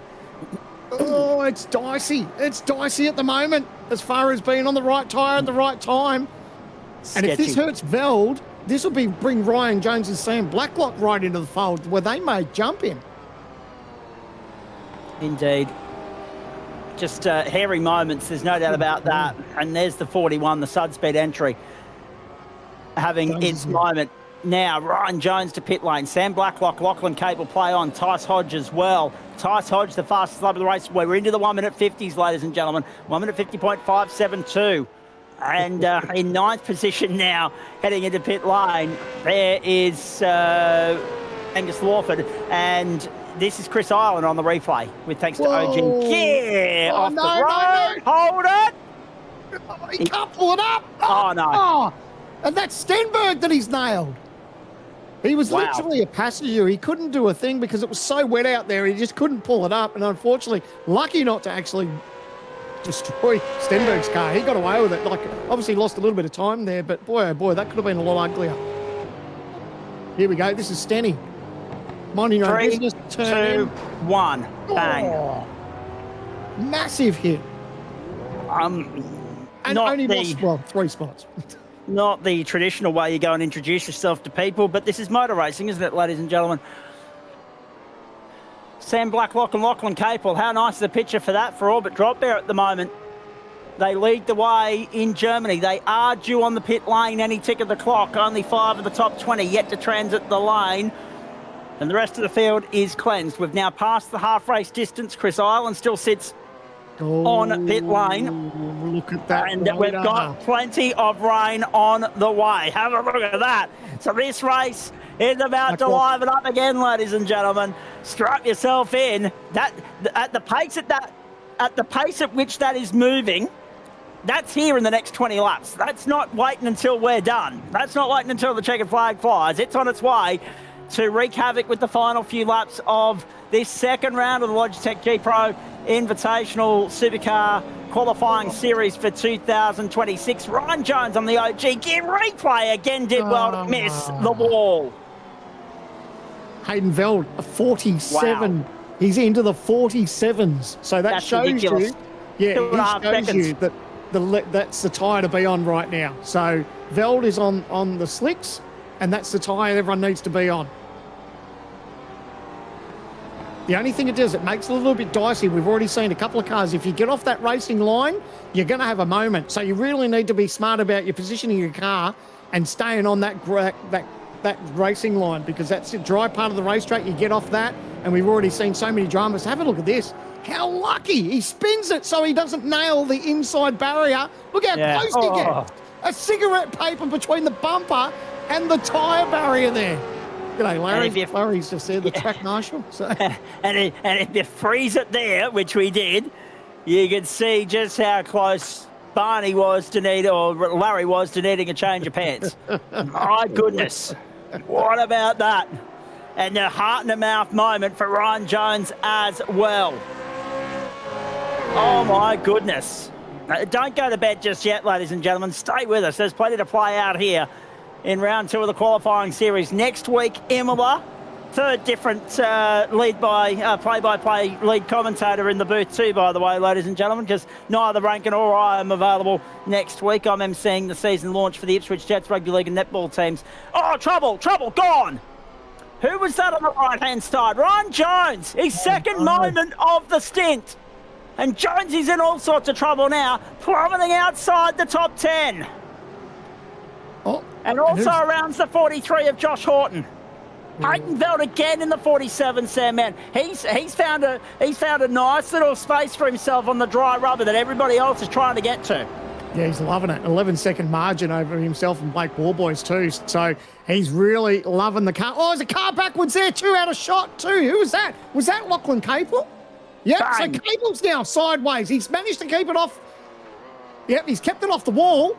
But people are just struggling to make this transition from the slicks. Oh, careful with the brake line. Oh, the stewards won't like that. I know what he's doing. He's trying to get to the driest part of the racetrack, but the stewards won't like that. But thankfully, he's got away with it now.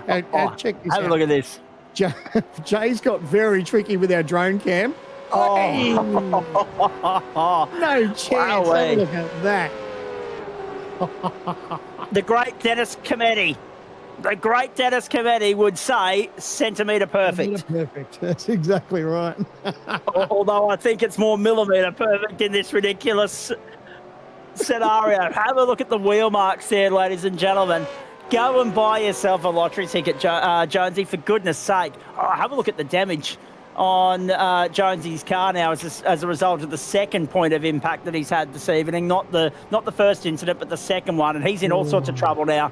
Yeah, that front end is really giving him grief. So his hopes are dashed. Oh, and Lachlan Capel now. Same area that Jonesy ran into trouble, by the way. He's really struggling to get these tyres up. And what's happening, he's getting on the wet part of the racetrack, and then whatever temperature he's able to get into those slicks, he's losing that temperature as soon as he touches the wets too. So, he got away with it though. Got away with it, but as we said, once you've got the water on those slick tyres, pulling up is a mission and a half. Good luck to you. Dan Hall, loving the drone shot. Hello to you, good sir. The great man from Logitech. Yeah, Burton trying his absolute best here to capitalise on those. Obviously, that penalty from race control, but also the penalty from iRacing as Tice Hodges, the first car into the 46s now. Yep, good pickup, Sam, man. So the times continue to plummet. This is tricky. He wants to get the pass done, but he doesn't want to get on the wet part of the racetrack. Question is, how far back through the field can Burton climb? I mean, again, probably waiting for a safety car to give him some sort of assistance here. Behind him. Was that Poulton? Daniel Poulton? Was that Daniel that was around backwards behind Burton just out of that last corner? So he's held on to it. He hasn't got damage. Yep. Oh, have a look at the SMSing going on there as well, boys. Ross Rizzo under all sorts of pressure from Daniel Poulton. Sorry, no, from Ross Rizzo was putting the pressure on Jordan Mazzaroli, I should say. Here we go. He can look for a move up the inside, positions the car on the wet part of the racetrack though. Jordan Mazzaroli is going to hold on. Oh, it's not over yet. Rizzo trying to get to the power quicker. And he's got alongside, and he'll get the job done here. So that was a nice move there from Ross Rizzo up the inside of Jordan Mazzaroli. The interesting thing for mine is if you have a look at the left-hand side of your screen, ladies and gentlemen, sorry, just lost train of thought there for a moment because there's so much to try and absorb at the moment. We've got messages coming in left, right and centre. We've got stuff happening on the screen, times to keep an eye on and everything else. Ryan Jones is just plummeting down the order at the moment. Safety car deployed. Safety car deployed. Is it no? It's on standby for that. William Brown in the wall and crunched and written off at exactly the trouble trip-up point of the circuit that has failed to claim so many victims so far. It's now collected its first. William Brown is parked, and we will have safety car boards and flags, I would imagine, ladies and gentlemen. And Angus Lawford has just punched out the first 45 of the night in the process. Oh, my goodness me. This changes everything. Yeah, well, who's going to roll the dice now and make a pit stop and get their second pit stop over and done with? Maybe bolt on us another set of dries, but we know the wet weather's coming. Here's the OG Gear replay. Turns in, he can't turn, and he's just a passenger. Oh, the car goes the wrong way. He's trying to pull it up. Bang, hard contact. And there was no way he was going to be able to steer that one out of there. Now, what's interesting, and this kind of leads me into the point, right? Left-hand side of screen, very big mix of dry and wet weather runners at the moment. To Sam Mann's point, if we can have a look at that rain radar, right, we know the rain's coming towards the circuit. We know the pit lane's filling up. There's so much going on here. Is it worth rolling the dice, going into pit lane, ticking that box and saying, yes, we've done the 2 stops, we've met our requirements as per the regulations of the series, and then everybody's in the same boat, and then if they need to, address the situation of a change of tyres when the opportunity arises, if it arises? they don't want to be a team owner or a strategist right now No. because it's borderline. Obviously, right now, if you live for the now, the right tyre to be on right now is a slick. But that rain's coming. 100%. So what do you do? Do you roll the dice? Do you go out on another set of slicks and just hope that everyone else is in that same situation and have to come in and put wets on? Or do you roll the dice? And here's a little bit of an interesting fact for you. The safety car driver tonight, none other than one Madison Down. Not nice to see a Hall of Famer in the house this early in the year. Normally they're all off still enjoying their holidays. But Madison Down is in the house, ladies and gentlemen. And, well, Jay was just very quick in my ear. Not all of them. No, we don't have a backup broadcaster to do the development series, my friend. It's not like a Chad Nail on Matt Nolte sort of situation. We just can't sub them in and out as we please, right? Although that being said, I've had to deputise for Rankin, so maybe we can. I don't know. But have a look at how busy that pit lane is for one. But good to see Madison Down in the house, getting involved in some way, shape or form. The Logitech G Pro Invitational safety car looks an absolute treat. Here's a replay coming away courtesy of OG Gear. And Billy Mole is another name joining the list of retirements. And this will be how it's happened. Same section of the circuit. By gee, that has been the centre of all the action in this stint, hasn't it? Exactly the same sort of impact and incident. Yeah. Would you believe that? Carbon copy. And it's the worst feeling in the world when you're on a slick tyre on a wet part of the racetrack. You see that wall coming, there is zero that you can do. You are literally a passenger. So, yep, unfortunately it's claimed quite a few people. And yeah, now look at that tyre graphic on the left-hand side. Yeah. Everyone on slicks.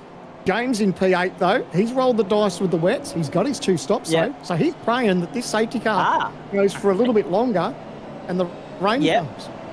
Jack Widders hasn't completed his second stop yet, nor has Bradley Ratu. So there's some interesting observations coming out of that leaderboard on the left-hand side of your screen. A couple of would-be contenders rolling the dice here. Now, the other point as well that somewhat might have been missed in all of this, the safety car will chew more time out of the clock, right? So, I mean, we're good in terms of running race distance, but it's going to give the rain more time to arrive on the site and play its part in the back end of this race. So the laps are going to take longer. The more time that drains out of the night, it gives the rain ever so, gradually, just an extra 10, 15% chance of actually arriving on scene in time to really shake things up in the final few stages of this race. As you can see, it's now zeroing in on the circuit. What was a small blob on the bottom left-hand corner of your screen is now dominating the left-hand side of that graphic.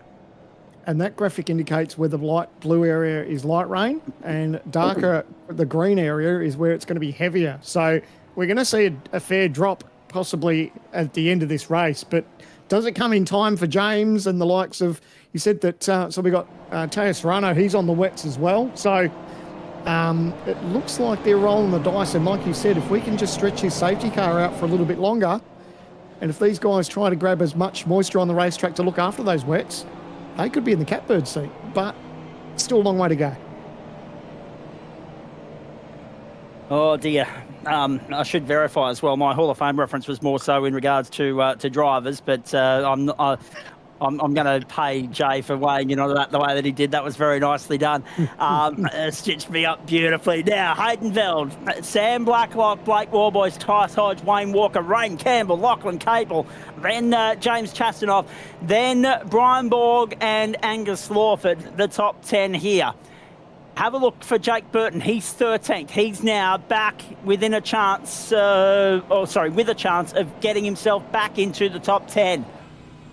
There's no doubt about that. So this safety car came at the right time for him. And I think, Sam, man, when you look at the conditions and how sketchy it was and sketchy it was for everybody out there, it was never a matter of if, but always a matter of when that safety car was going to arrive. And it's arrived at just the right time here. On lap 29, we're going to have 16 to go at the line, should we get the all clear to go this time through. We're going to have 16 laps ahead of us, almost 1/3 race distance, to have at it and see how this race is going to play out and who's going to grab that golden ticket tonight. Yeah, if you're wondering about the rain too, we saw on board there where Burton did have his wipers on, but that's just a little bit of rain, or the water that's kicking up from the cars in front. So it's still not raining as yet. There goes the safety car. There we go. Madison, as usual, leading the pack. Disappears now into the lane. It's amazing, isn't it? How bright. It hasn't looked this bright and colourful all day. So if anything, it feels like we're going to get a sun shower passing through this circuit at the Hockenheimring in the next 25 minutes or so. So we're about 1:45 a lap. So 4 laps gives you 7 minutes, 21. There's still about 25 minutes to play coming your way here, ladies and gentlemen. Maybe a little bit more. So strap in, buckle up, hold on tight and enjoy the ride. Safety car in the pit lane. Field in control of Hayden Veld, who's led this thing pretty much from the outset. He brings us back to green. It's the closest he's been in the earshot of the rest of the field for the bulk of the night. They have got their first real chance of trying to stay with him. Off goes Sam Blacklock.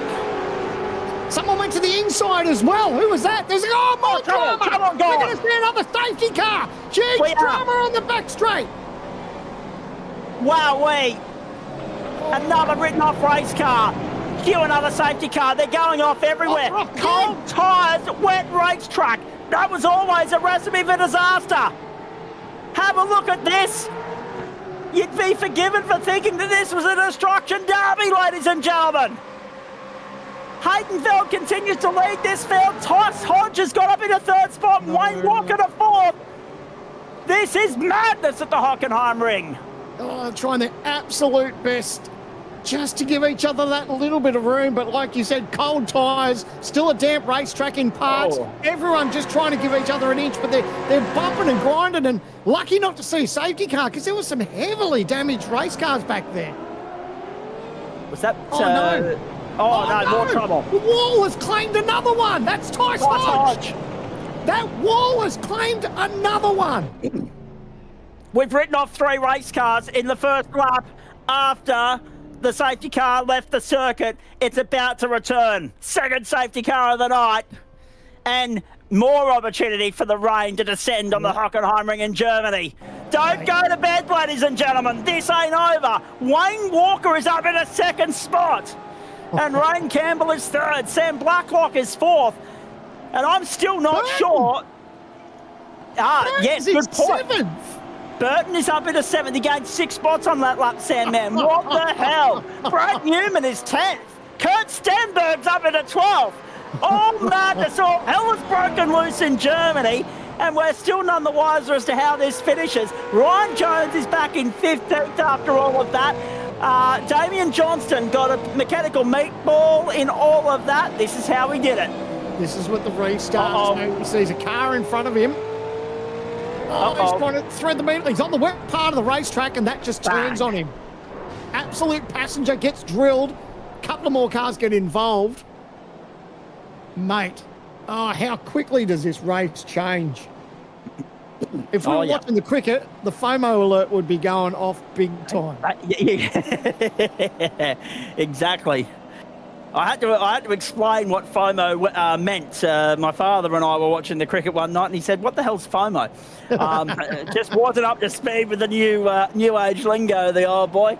It was like, "What the hell are they talking about?"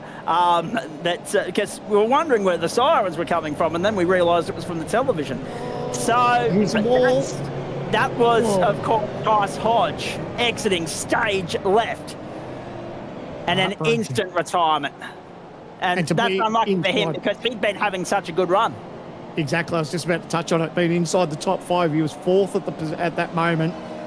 And have a look at the radar. Look how close it is to the racetrack.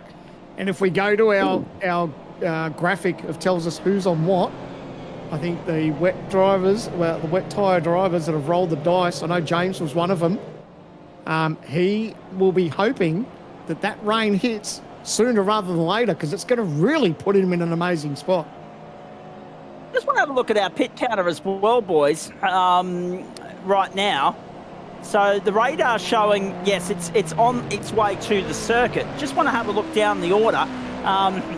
There were a couple of names that hadn't stopped a second time. I think we've now pretty much cleansed the field, have we not? Is that what am I reading that correctly? Yes. So anyone that hadn't yet completed their second stop, use that second safety car to do just that. So now we're good to go through till the end, and you've hedged your bets. There's still a couple of guys out there on wets, and they're in the box seat. If this track deteriorates enough once that rain arrives, they're in the box seat to capitalise. But now you've got to ask yourself the question, Sam, man, how long do you persevere with the dry tyres, given that there will be an invoice involved in transiting the lane for a third time? You've got to weigh up the pros and cons here. Again, I'm glad we're in the commentary box and we've only got to try and make sense of it for the audience at home. The strategists and the team leaders that are calling the shots, they'd be tearing their hair out right now. Yeah, for the moment, you live for the now. So that everyone's on the right tyre at the moment, the way the track is, except obviously James, you've got Teo and Scott Gamble back there as well. But if this rain comes, we don't know how much of it is going to hit the racetrack. It looks like it's going to be a fair chunk. We're just hearing that Brad Ratu has pitted again and put gone on back a to wet. wets. So he's rolled the dice. He has looked at the skies and said, you know what, if this rain comes, I'm rolling the dice. And I don't think it's a bad play. And it's not the worst move in the world as well, considering where he was in the race at the time, Sam, man. He has nothing to lose. So he can take that, hedge that bet and take that punt. What I'm interested in as well is if we look skyward, it looks ominously darker than what it was 5 minutes ago. So it may yet be the right call. Well, just looking at that radar from our previous safety car to this one, you can see how much it's really encroached on the racetrack. So it's a matter of, not what is it? Matter of if, not when sort of thing. So it's trying to look at the skies. It can't see much there. We're not seeing any rainfall at the moment. But everyone will be looking at this. And can you imagine if James gets up and wins this by rolling the dice on the wets? Mate, him and his family will be doing some of the best rain dances that they can think of at the moment, just hoping that this rain comes the way of the circuit. At the moment, it's still dry, so the right tyre is the slicks for the moment. They'd be having a party tonight and calling in sick tomorrow, I'd say. Yeah, that's it. They'd be taking the rest of the week off because we know how much this means to everybody. You want to be in the big dance. I mean, there are many contenders that we look at and think, well, that's an automatic in. But if you don't get it right in this 4 weeks, sometimes you do end up, unfortunately, on the outer. And that applies to pre-qualifying as well. The registration numbers for this series were through the roof this year. And the safety car driven by Madison Down, the Logitech G Pro Invitational safety car, is on its way back to the lane, ladies and gentlemen. That's the big breaking news here. So with 13 laps to go, we'll get restart number 2 here in Germany. What a tantalising prospect ahead of us. What a fascinating second round of the qualifying series this has been. This just whets the appetite, not only for the next 2 weeks of qualifying, but then for the 12 rounds of the series proper, which we will bring you here live, exclusive and free on the SimSpeed Esports Network and the platforms of the Australian Sim Racing Group. Back to green we go in Germany. Hayden Veld, can he withstand the pressure of Wayne Walker, Rain Campbell and the rest of the field for a third time tonight? Let's find out. He held them long. He waited until late in the piece to hit the gas and get going. Let's go in Germany. Moves being made already. Newman having a look down the inside. No, he thought better of it. Wide at turn 1. Just couldn't get that was Roscoe's zone. Yeah, and he's trying his best. Trouble. Here we go. The safety car. It's drama. Everyone just coming to grips with this racetrack, and it's just a big block, and the track is jammed. Absolutely nowhere to go. They've managed to pinpoint through there, but we may see another safety car. I love that it was you that got the first Crompton reference of the night in, by the way. Dennis Gallerick also caught up in drama here. Cars sprawling everywhere. And I would not be surprised if they deploy the safety car for a third time. There's no wheel on Aaron Ball's car. Yeah. There's no wheel on that. One of the tyres is parted company. The front left tyre is parted company with the car. That will require a tow job. I think Madison Down's going to earn his money tonight. James is praying. James is praying back in 11th place, like, please bring us out another safety car. He wants this rain to hit the racetrack. Everyone else, they want to see this race go green because they want to make the most of this dry tyre. But James is praying that race control say safety car, safety car.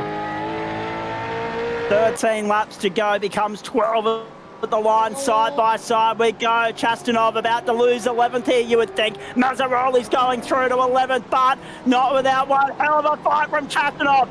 Raining at the final corner. There's your first rain, ladies and gentlemen, in the back half of this race. Holy smoke, what a night to be in the cockpit. Take it easy, James. Get to the wet part of the racetrack and cool those tyres down. You want to look after those wets with 13 laps to go. He is in the catbird seat. He's been praying for the rain. He's rolled the dice for the wets, and we can see the rain is falling. That was Ryan Campbell dropping to Sam Blacklock and Lachlan Cable and Jake Burton and Angus Lawford as well. Down the inside, wow. Burton on the inside of Cable. Burton is back into 5th. He's charging, absolutely charging. So they're trying to make the most of this dry racetrack. It's still dry. Even though the rain's falling, there's still that grip. So they're going to make the most of it, what they can do at this stage. They don't want to pit. This part of the racetrack looks like there's no rain falling. So it hasn't hit the entire circuit just yet. This is unbelievable. Now, when... Oh, another one. I don't think they've neutralised the race. Brad Newman was the one that was wide then just at the exit of the hairpin. But they haven't neutralised this. Even though Aaron Borg was sitting there stranded on the side of the racetrack, more rain around the arena layout of the circuit too, and more rain coming behind that bend as well. So it's going to be a wet run to the checkered flag. We established that a few laps ago. But given the stop-start nature of the last few laps, race control have given Aaron Borg the go-ahead to automatically tow himself out of harm's way, and we have kept this race green as a result. He's been able to drive it back to pit lane on 3 wheels. Are you kidding me? Wowee. So that's why we've been able to stay green, ladies and gentlemen. We are good to go to the checkered flag, or are we? Let's wait and see. Mate, unreal. Hayden Veld over Wayne Walker, Sam Blacklock, Blake Warboys, Jake Burton, your top 5. And you can see, just trying to see if the rain's falling in this. Yeah, it is. Yep. Absolutely. The rain's falling in this part of the racetrack. So, mate, fastest lap, Jake Burton, he's on the charge. What a night he's had. He's been up there. He's been down there. He's had two penalties, one from race control, one from iRacing, and now he finds himself inside the top 5. What a brilliant drive so far from Jake. Blake Warboy's the next target for him. He's got Sam Blacklock, Wayne Walker and Hayden Veld ahead of that. We go back to a battle down further in the field. That was Jack Vittis getting by. So James, unfortunately, not on the right tyre at the moment. We haven't got to that point where the wets are going to be the preferred compound here. But we're getting there. It's just a matter of whether or not it'll be good enough, late enough, or early enough, I should say, more to the point, for James Chastanov. Yeah, it needs to happen sooner rather than later for him, because at the point now he's 15 seconds behind the leader. So that's almost given them a ticket to get down the lane and put on a set of wets and come back out. So, and then the problem that James will have is that they'll be on newer wet tyres, so they'll have a lot more grip than what James will, because unfortunately he's hurting the tyre at the moment as dry as it is. Even though the rain's falling and there's wet part of the racetrack, he's actually doing damage to that wet tyre. So it's not really working in his favour at the moment, and it really needs to bucket down sort of right now in the next lap or so for him to sort of benefit. It's now almost 17 seconds the margin between him and Veld. 9:45 Eastern Daylight Time, and we're not done yet, ladies and gentlemen. If you're in New Zealand, get the kettle on, because it's going to be a late night for you. This was from Aaron Borg's viewpoint on the OG Gear replay. He had nowhere to go, just straight into the carnage. Passenger destroyed that left front, had nowhere to go, like you said. So Rick Zestoff, no, it's just gone. Yep, fastest of the race, a 1:44.3. So they're still finding grip, even though there's that little bit of precipitation. From Dennis Gaderick's viewpoint now on the OG Gear replay, and just watch the view disappear from in front of him. The mist. And just arriving blind. Yeah. He did well to get through it, but unfortunately not without sustaining damage. More trouble down at the the bottom of the circuit now. Tom Freer, not for the first time tonight. Down at turn 2. We spoke to Tom at the earlier night. He was on the bubble coming into this, so he finds himself that he's had some drama back there. So back in P23 for the moment. So this is a replay, and I fear he's just going to get absolutely drilled here. And he's minding his own business, and bang, Will's just gone into the side of him. So, that's hard. Brody Sentence, unfortunately, needs a win to secure a golden ticket. That's not going to help his ambitions. Off down at the hairpin, Sandman. Not tonight. So we go to the OG Gear replay. Ooh. We'll go back to the leaders in a moment. That was the OG Gear replay of what happened down at the bottom of the circuit. The track school entry. This is the most pressure that Veld's been under all night. He was out to 10, 12 seconds lead at one stage. So Daylight was second. And now he's like, oh, hold on a second. I've actually got blokes that are going to race for this win. And there's 10 laps to go. But they're all now fighting it out. Earlier in the night, they were on wet tyres on a drying racetrack. Now they're on dry tyres on a racetrack that's transitioning back to wet. It's very lightly wet there at the moment. We've got more rain coming, but it's patchy. 4 km/h southeasterly wind, 17 degrees the track temperature, 18 the ambient at the moment. It's a very cool winter's day at the Hockenheimring, ladies and gentlemen. Dry tyres for all of the top 15. James Chastanov's gone down into 16th right now. Bradley Ratu in 26th on those wet weather tyres, so he's been able to gain 4 positions since returning to the racetrack in 30th. And the good news is there's still 8 laps to go when we get back to the start-finish line. This is only lap 37, the final 20% of the race, ladies and gentlemen. 80% of the way there, 20% to go. Don't touch your set, don't adjust the dial. This one is far from done in Germany.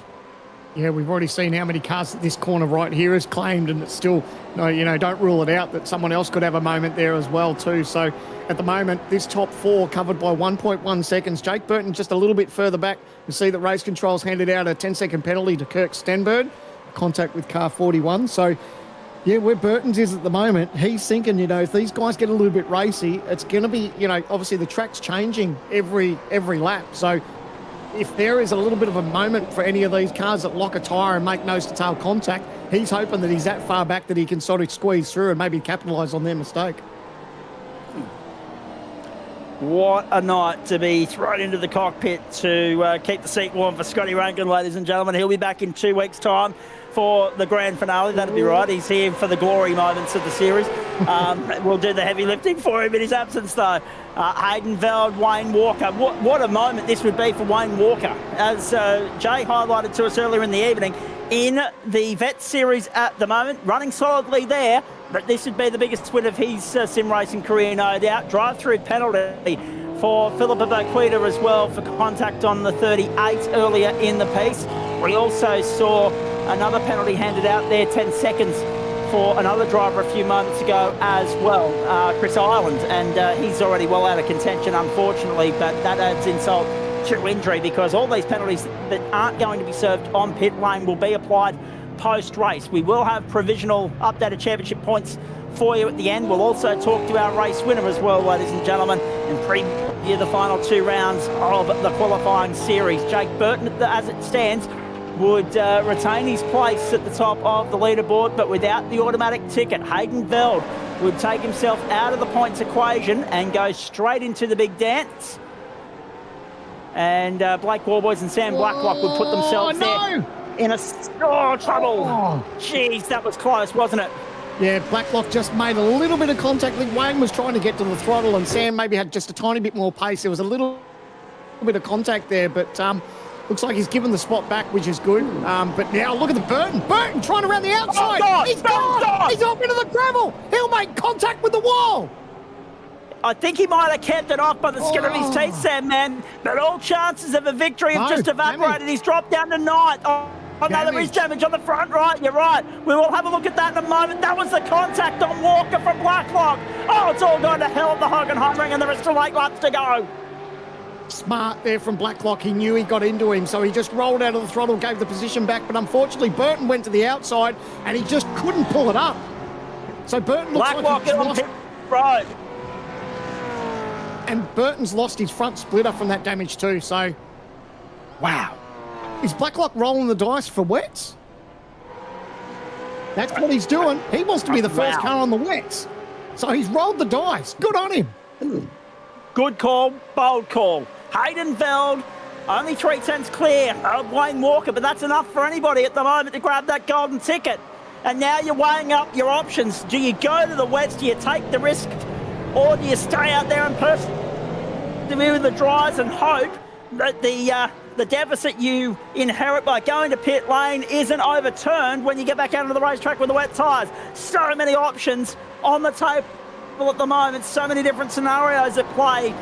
No idea how it's all going to play out and unfold for you, but Hayden Veld is the race leader, has been for much of the night. This has been a clinical and dominant performance from him. Wayne Walker is second, beneficiary of some smart driving, some good, solid stints, but also some misfortune falling foul of the opponents around him as well. Blake Warboys, Lachlan Capel, Ryan Campbell. That was a bit of a lock-up in a moment to the left.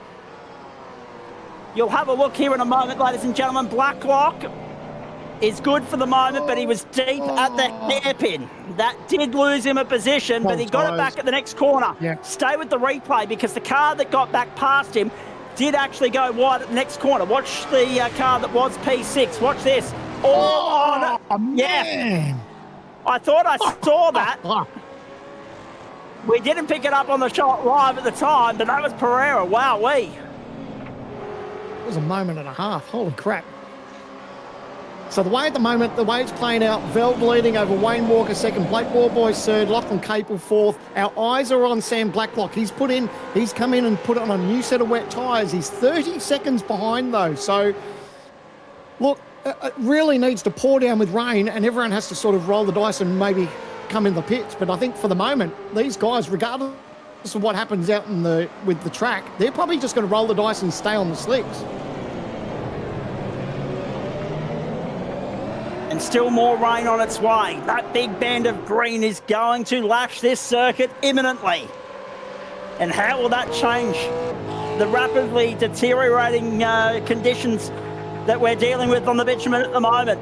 And how will that then favour, the tables turn in favour of the guys that are currently on the wet weather compound? Rick Kuznetsov in 7th at the moment. Hands full, trying to get by Angus Lawford and defend Jake Burton. Oh, get off the water! Oh, he's going to lose it! Did he go round? The car Angus wiggled, he got Lawford. into the water. He did. He looped it. He got it back straight, but lost a lot of time in the process. Burton's going to go through to the outside. Burton back Heads to up. 7th. Yeah, heads up to Burton. You can see the amount of damage he's got to that car, but he's holding on because he needs to claim as many points as he can. So here we go. We were on board. This is what we saw. He touched the rain, the water. Oh, he just made almost contact with the wall, clipped it, didn't loop it. Man, lucky to get away with it. And that was so close to being a written-off race car and a very late race safety car for us. Walker in trouble here because he's got Blake Warboys down on his inside. Brad Newman's going to get a 5-second penalty for a contact with Brian Borg. Walker somehow holding on to second. But this is the thing. Warboys and Capel are trying to get by Wayne Walker and go out in pursuit of Hayden Veld. They feel as though Walker's holding them up at the moment, Sandman. Yeah, the problem is this dry-ish racing line as the rain continues to fall. No one's game enough to get on the wet part of the racetrack on these slicks because you have a hard enough time trying to pull it up. So that's what they've got to deal with. So Wayne Walker, all he needs to do is be smart at the moment and hold these guys off, hold the racing line and make them get on the wet part of the racetrack if they're going to try to attempt to go around him. But that's hold your breath stuff. So for the moment, he's doing a great job. I'm still waiting for that track condition to update from very lightly wet to lightly wet. It hasn't yet, but I'm expecting it before the race is run. Well, Have a Blacklock, look at since we this. last spoke Walker about under him, tremendous pressure, but withstanding it. Yeah. It's all gone downhill very quickly for Sam Blacklock, unfortunately, Sam, man. Yeah, it's just not wet enough at this stage. So he's lost another 5 seconds since we last spoke about him. So, and I think the way the race is going, yes, the race. Oh, wiggle there for Walker. He's held onto it. Oh, so David was probably Veld. He's going from around the outside. He's going to take the lead. Wayne Walker grabs the lead off Hayden Veld. Hayden Veld for the first time tonight on the racetrack loses the lead, and Jake Burton's in the gravel again. Same point of the circuit that tripped him up a few laps ago. Wayne Walker leads in Germany with 4 laps to go. Well done. So this is Wayne. You can see up in front of him. So Veld's had a moment. We're watching Veld as he comes through on the OG Gear replay, understeers, gets onto that part of the racetrack that's claimed so many drivers today. A bit of a wiggle, and he's held it around the outside. What a brilliant move from Wayne Walker. Spoken like a true proud vet competitor and alumni there, Sam, man. I love it. Have a look at this. Hayden Veld for Eclipse Sim Sport. Can he find a way back through? Another year-on-year change, of course. Part of the ERT stable last year in the GT Pro Invitational. Veld going at it with Eclipse Sim Sport this season, looking to get them another seat on the grid in the Logitech G Pro Invitational Series. Wayne Walker the leader. Hayden Veld, Blake Warboys. We're on lap 42. This and 3 laps to go. Oh, this is Ray just Campbell and Rick brilliant. Kuznetsov not too far away either, Sam, man. Yeah, that's it. It's still anyone's race at the moment. I'm cheering for Wayne Walker. He's a proud Vets driver leading the series at the moment in the Vets, and it just goes to show the talent pool that they've got in the Vets series. V8 Vets put on an amazing show, and for him to hold off the likes of Veld and Warboys and Campbell, that really goes to show the talent. And in these conditions, it's not easy. He's doing a brilliant job. He is indeed. Baquita and Rizzo to pit lane as well. Jamie Dyke already there. I think Jamie Dyke's had a stop and hold, quite frankly. Wayne Walker, Hayden Veld, Blake Warboys, Rain Campbell. 1, 2, 3, 4. It is a 5-horse race at the front of the field. And Lachlan Cable's in 10th spot at the moment. Trouble! Campbell! Rain Campbell! Round the wrong way. So And then the 4. Look at Lachlan Capel though, 19.7. He's getting closer and closer to leader. He's put on wets, and now he's making his charge. He's only got 3 laps to go, so that's the unfortunate bit for him. That's the problem. Yep. Yeah, if you're on slicks now, you've made your bed. You've got to stick with it because you're going to lose too much time down the lane. So he's going to push on as hard as he can and use these wets up. But Rain Campbell's in the pit, so that now puts Lachlan Capel into 8th. Yep. And Jake Burton the next target, but Jake is 3.5 seconds up the road. We know he's hamstrung with a little bit of front end damage as well. Hayden Veld, is this the time, the opportunity, the moment for him to have a look back at Wayne Walker and try and get back to the lead? Or is he now just totally and solely relying on a mistake from the vet who leads this field? Absolutely. He has to because he's too... Oh, he's going to try and look. You don't want to go on the inside. It's so wet. You want to stay on the dry-ish part of the racetrack. And that's all that Wayne Walker needs to do is hold his line, make Veld go around the outside. There's no grip. He's understeered. Wayne Walker, he's missed it. So he's run wide, he's spun, he's gone. Oh, he's thrown away on a huge opportunity. Wowee. And how quickly the tables have turned back in favour of Hayden Veld. Rick Kuznetsov now finds himself 3rd in the motor race. Warboys is 2nd. It doesn't matter, though, because if you're not first, you're coming back next week, boys. 5-second penalty for Brad Newman as well for contact earlier in the piece with the 52. Oh, no! Oh, no! That's Warboys. Goes Hayden Veld! That is Hayden Veld! Off and in the rubble again! Can you believe this? Blake Warboys leads in Germany!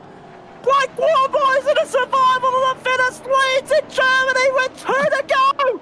What the hell is going on here? Watch Lachlan Capel, P5. That margin is now 10 seconds. He's on the wet tyre. He's making a charge for this top 5. And just as I say that, Sam, man, track conditions updated to lightly wet. It's now more beneficial to be on the wet weather rubber. This is ridiculous. So 10 seconds on the line. Within 9.7 seconds, Sam, man. Oh my God, what is going to happen now? All eyes on Lachlan Capel. Now 8.9 seconds. Blake Warboys in 1st. Rick Kuznetsov in 2nd. Hayden Veld in 3rd. They're all on slicks. But Capel coming now under 9 seconds on the wet tyre with 1.5 laps to go. I think it's a case of so near yet so far for Hayden Veld. This now looks like it's Lachlan Capel's race to lose. Rick Kuznetsov on the inside of Black. Warboys has spun it around. Warboys has lost it. He's gone back to third. Phil goes back to second. Rick Kuznetsov leads, but Lachlan Capel is now only 7.2 seconds away. This is not done, and it's getting heavy in the rain as well. We've got that sun shower we anticipated. He's gone! There goes Rick Kuznetsov! He's gone! You're kidding me! Rick Kuznetsov's gone now. Val leads again. 3 laps ago, he was done. He was out of contention. He now leads once more. Oh, it's unbelievable. Capel now P3, 4.7 seconds. It's the last lap. Hayden Veld, 2.2 seconds over Blake Warboys. Lachlan Capel now, 2.5. He's going to win it. I reckon he's going to win it. Kuznetsov was slow in the arena.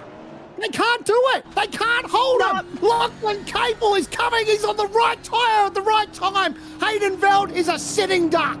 There he is. He's right there. There's the lead. Up there, Motorsport and Lachlan Capel lead in Germany with a lap to go.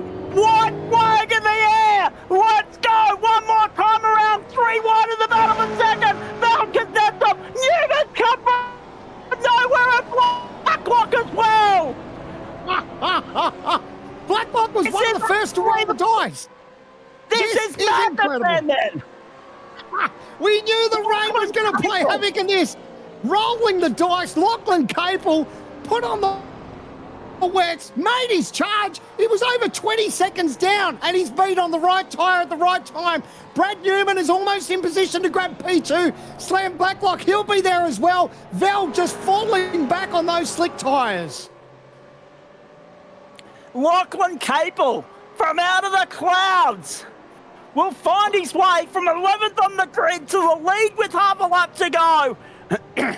Excuse me, he's half a lap. I've dropped a cylinder in the last 3 laps. Capel is half a lap away from booking his spot on the grid and securing the golden ticket to the Logitech G Pro Invitational for 2026. Hayden Veld. Brad Newman's got a second. Brad Newman has got a second on Hayden Veld. And there goes Sam Blacklock to third. Veld has dropped off the podium with half a lap to go. Brad Newman from 40 bloody second on the grid, Sandman. And the drive of the night. Drive from Brad Newman. But Lachlan Capel and Sam Blacklock are going to be... He nearly threw it away! With 3 quarters to go! Are you kidding me? Lachlan Capel, you've just got to get it round the final 2 quarters, son. You're 7 seconds to the good. You can pluck it back into second gear and coast to the line from here, and that's exactly what he will do. Lachlan Capel wins in Germany. Round 2 of the Logitech G Pro Qualifying Series. Unbelievable!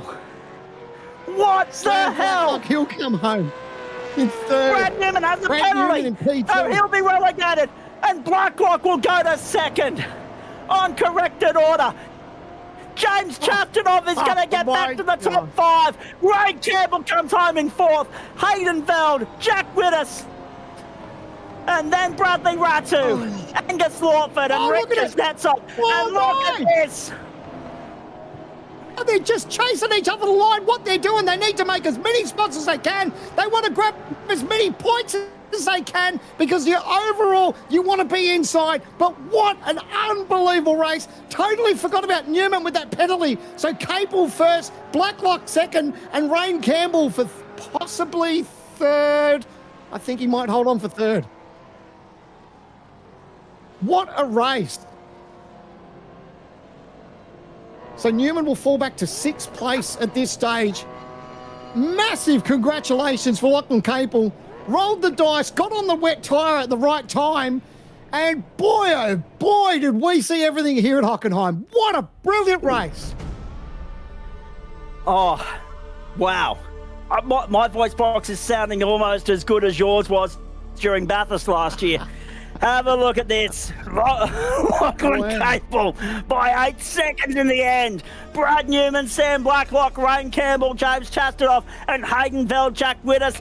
Bradley Ratu, Angus Lawford and Daniel Poulton. Had we not had the 6 laps under safety car so close to that rain band looming and arriving on scene, it could have been a completely different ball game. But in the end, Lachlan Capel to the victor go the spoils, and he will be on the grid when we get to Sebring for the opening round of the Pro Series next month, or actually it's March in fact. Rick Kuznetsov, Blake Warboys were outside the top 10 in all of that. They led it a couple of minutes ago. Jake Burton, Ryan Jones, Tom Freer, Wayne Walker, Will Buchanan, Jordan Mazzaroli, Brody Seventh and Jamie Dyke took us back to the top 20. And then the tail of the walking wounded, and those that will leave here with their tail dangling between their legs, unfortunately. Russell Pepperell, Kurt Stenberg, Brian Borg, Ryan Badass, Ros Rizzo, Philippa Berquida, then Scott Gamble, Dylan Pereira, Josh Horton and Blake Fitz. Unbelievable. And beyond that, I mean, what was it, top 27, 26 home on the lead lap. Chris Dylan finished 3 laps down. Ryan O'Sullivan, had it not been for that tech fault, the internet falling foul on him. Aaron Borg, unlucky. Teo Sorono, the star power at the bottom end of that leaderboard, Sandman, says a lot about how difficult this series is to conquer.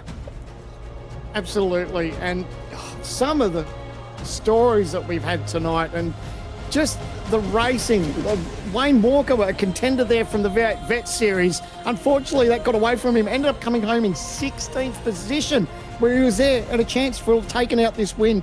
But an incredible drive from Lachlan Capel. Unbelievable. As he joins us in the commentary box now, Lachlan, I am speechless. What an incredible race. You got on the tyre at the right time. Yeah, so I wobbled a lot on that first dry hit. We actually had a really good start going there. We stayed out later, and then that happened. Wobbled around. 2 safety cars got me back in it after falling back behind way too far. And then from that restart, the last restart, everyone's just sort of sat in a train, and obviously because we're all on dries, no one can pass. So I just watched my delta. From practice, we knew that the delta between dry and wets was about that 1 minute 50 range. Blacklock pitted and I was still doing 46s, 47s. And I was like, okay, I got to keep going.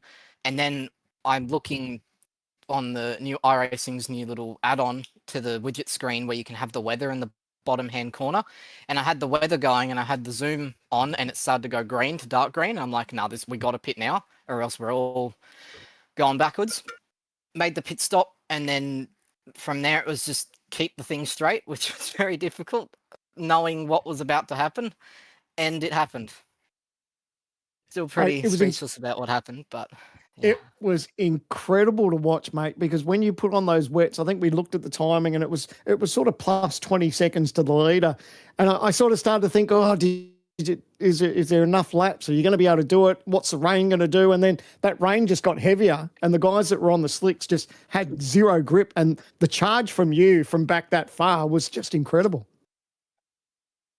Yeah, I knew from looking at that loop over the safety car periods, it just looked like it was that little band of rain was going to get worse and worse and worse. I was very, very tempted to pit a lot earlier than that. To try what Brad ended up doing, which is our strategy ended up going really well for Brad to get him up to P8 after all of that. But it was just sort of watching that weather, and I knew that rain band was not going to end. It was just going to get worse. So I needed to get on the tyre at the right time, and I'm very surprised no one else pitted when I did. But I guess, last 5 laps, just hang it all out there and hope you get to the end. And I managed to get around that and win it. So I'll take it. Lockie, I might just jump in here for a moment. I'll get a couple more questions from Sam in a second, but I need to ask you, mate, 2 things. One, how deep in the mouth was the heart there about 4 corners from home when you're having a big struggle with the car trying to get it through the left-hander in the stadium section? And B, with a 7.5 second advantage up your sleeve, how delighted are you to be booking your ticket into the to the series proper this year, mate? Oh, I'm extremely happy. I've It's always stressful doing these rounds because I know we've picked up significant pace over at Orbit Drop Bear Motorsports, and it was just sort of getting there. Last round, I got the I'll call the crash bar of death damage, which caused me to go backwards quite significantly. 0.6 a lap from a small hit. It's not the greatest, but you got to play with what cards are dealt. And we managed to get back to P16, so that was good. But yeah, here I never in a million years thought I was going to win this. I always thought, quality didn't go great. Bud is the rain guy. Back at ERT, he was always the rain person, so I'm a bit gutted for him, if I'm being honest. But he had that pretty much won, and feel really bad for him. But at the same time, puts a little bit of weight off my shoulders. Now I can focus on the main series, get back into the groove of things. We've worked really hard on these docks, and from the minute we saw that forecast change over the week, we saw it was going to be wet, so we put a lot of wet hours in. It seems like it's paid off. Lockie, I think before we let you go and enjoy this one with the team, is there anyone you want to thank, mate, on an incredible night's win here at Hockenheim? Look, I've got to give a massive shout out to Orbit Drop Bear Motorsport.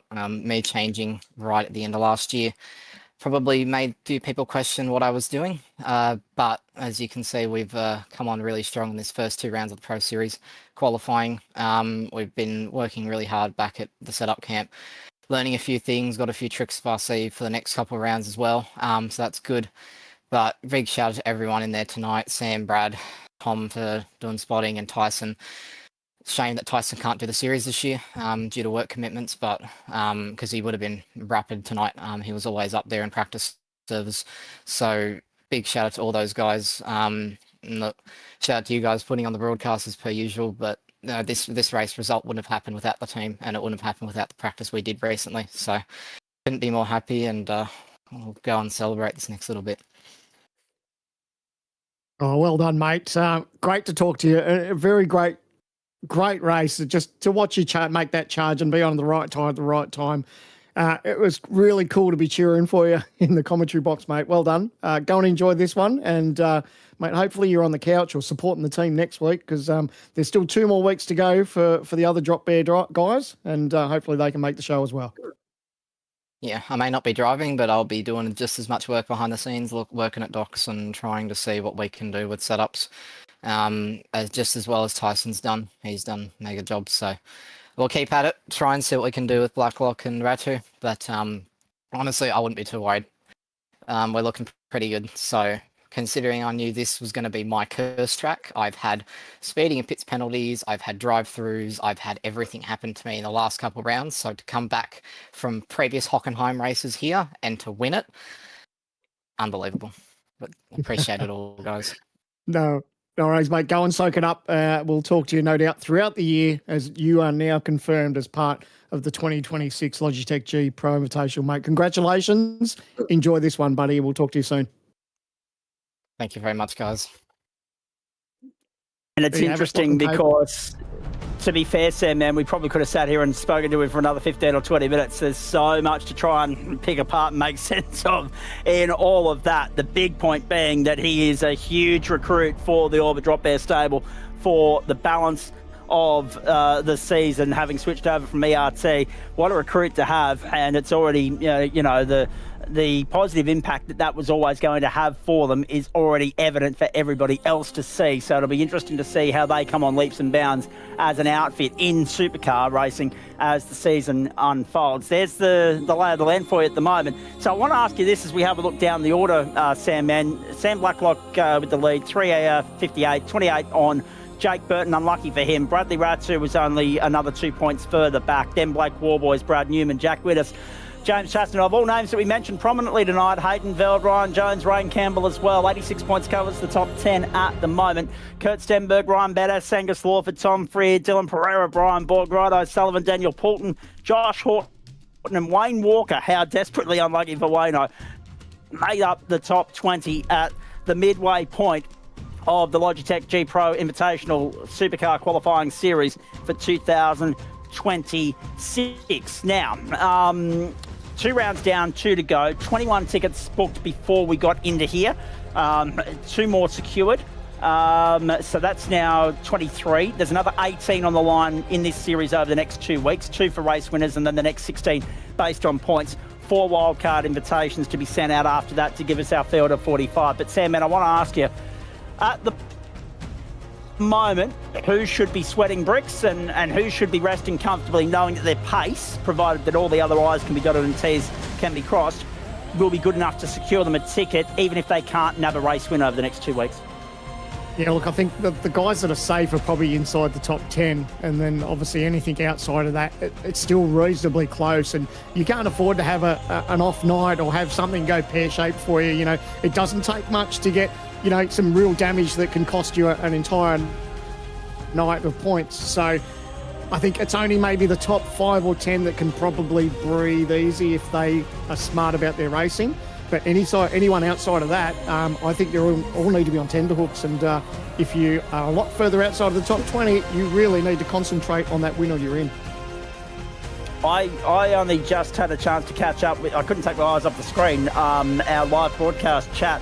You picked up on the fact that Brad Newman had penalties coming his way. I didn't realise it was 15 seconds worth, Sam, and he had 3 5-second invoices given to him tonight. That's why he's dropped down the order, both with regards to the finishing order tonight, and will also drop down on points as a result of that when everything's adjusted, because everything that we've just shown you there excuse me, was just provisional for the moment, ladies and gentlemen. A bit of overtime to be done for our admin crew tonight. There's the next assignment for you, ladies and gentlemen. Logitech G Pro Invitational qualifying series, the Imola circuit, the Enzo Edino Ferrari. Next Wednesday night, 4th of February, 7:45 Eastern Daylight Time, 4:45 in the West and 9:45 in New Zealand. Good on you to everyone in New Zealand watching what is now a Thursday morning. Well worth staying up late and burning the candle for tonight. There's no doubt about that. We sincerely hope that you've enjoyed it. If you've missed it, Yannick Sinner threw in straight sets at Melbourne Park as well, the other big sporting event that was unfolding tonight. So Sinner to play Djokovic, Zverev to play Alcaraz in the men's semi-finals on Friday, women's semi-finals tomorrow night. Scott Rankin already a bit disappointed that he wasn't here and able to call that one with you, Sandman, but my vocal cords are also a bit annoyed that he couldn't either. Yes, we're going to have a well-earned break now. Well, thank you for joining me in the commentary box, Zach. It was an absolute pleasure, and what a cracking race to come back for. We saw a little bit of everything. We were on the edge of our seats, and I mentioned halfway through that we almost need a FOMO alert for the cricket, because if you switched off halfway through this race and thought you had the standings all sorted out in your head, you miss an absolute cracker of a race. So brilliant. Already looking forward to next week, and the pressure's really going to start to rise on everyone as we head to round 3 of this 4-round series. Imagine walking away with 10 laps to go and then coming back and thinking, what on earth has gone on here to get to that leaderboard the way that it ended up after lap 45. Phenomenal stuff. Well done to our crew, both on the ASRG side of things and the SimSpeed side of things as well. Thank you to Jay Kennedy. Brilliant work in the producer-director chair once more. Thank you to all of our crew, our admin staff, our series organisers, our crew and race control. Thanks to all the stars of the show for putting on a magnificent spectacle for you at home to enjoy and us to enjoy as well. Some are already labelling that as one of the best supercar races they've ever seen under the ASRG banner, ladies and gentlemen. It's not hard to see why when you look at everything that played out over 45 laps. Sometimes you don't get the best track and car combo in this series, but with added precipitation and strategy and uncertainty thrown into the mix, you left here tonight having witnessed an instant classic. Lachlan Capel now cements his spot on the grid for the 2026 Logitech G Pro Invitational in outstanding fashion. He joins Robbie Gibbs as a qualifying series race winner, and everybody else will have to psych themselves up again over the next 7 days in readiness to go around in round 3 next week from the Imola circuit. We do it with thanks to Logitech, with thanks to Max Pappas Innovations, OG Gear, Playseat, The Gamesman, and all the crew at the Australian Sim Racing Group and the SimSpeed Esports Network. We sincerely hope that you've enjoyed that as much as we've enjoyed bringing it to you. Who'd have thought supercar racing in January would be that good? On behalf of the crew here, I'm Zach Caban, a new play-by-play man in the seat next week. Scott Rankin back the week after. So Sandman's just going through, rattling off all the co-drivers in January and February, and we'll get some stability to the lineup once the series proper gets underway. On behalf of him and the rest of the crew here, I'm Zach Caban until we see you for round 3 from the MLS circuit. Well done to Lachlan Capel. Bye for now.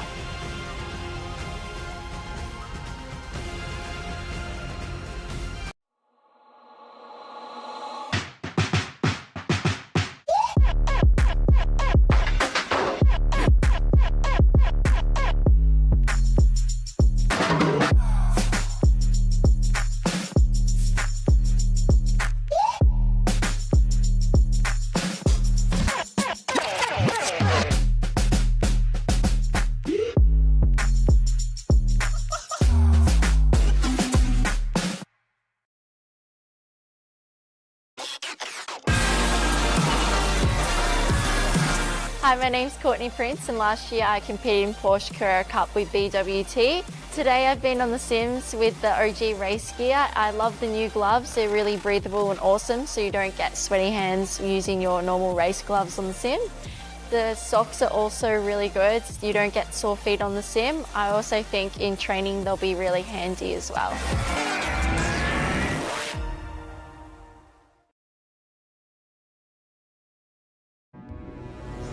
We are gaming fanatics. Our goal has never been to just play games. We think it's much better to feel like you're actually in the game.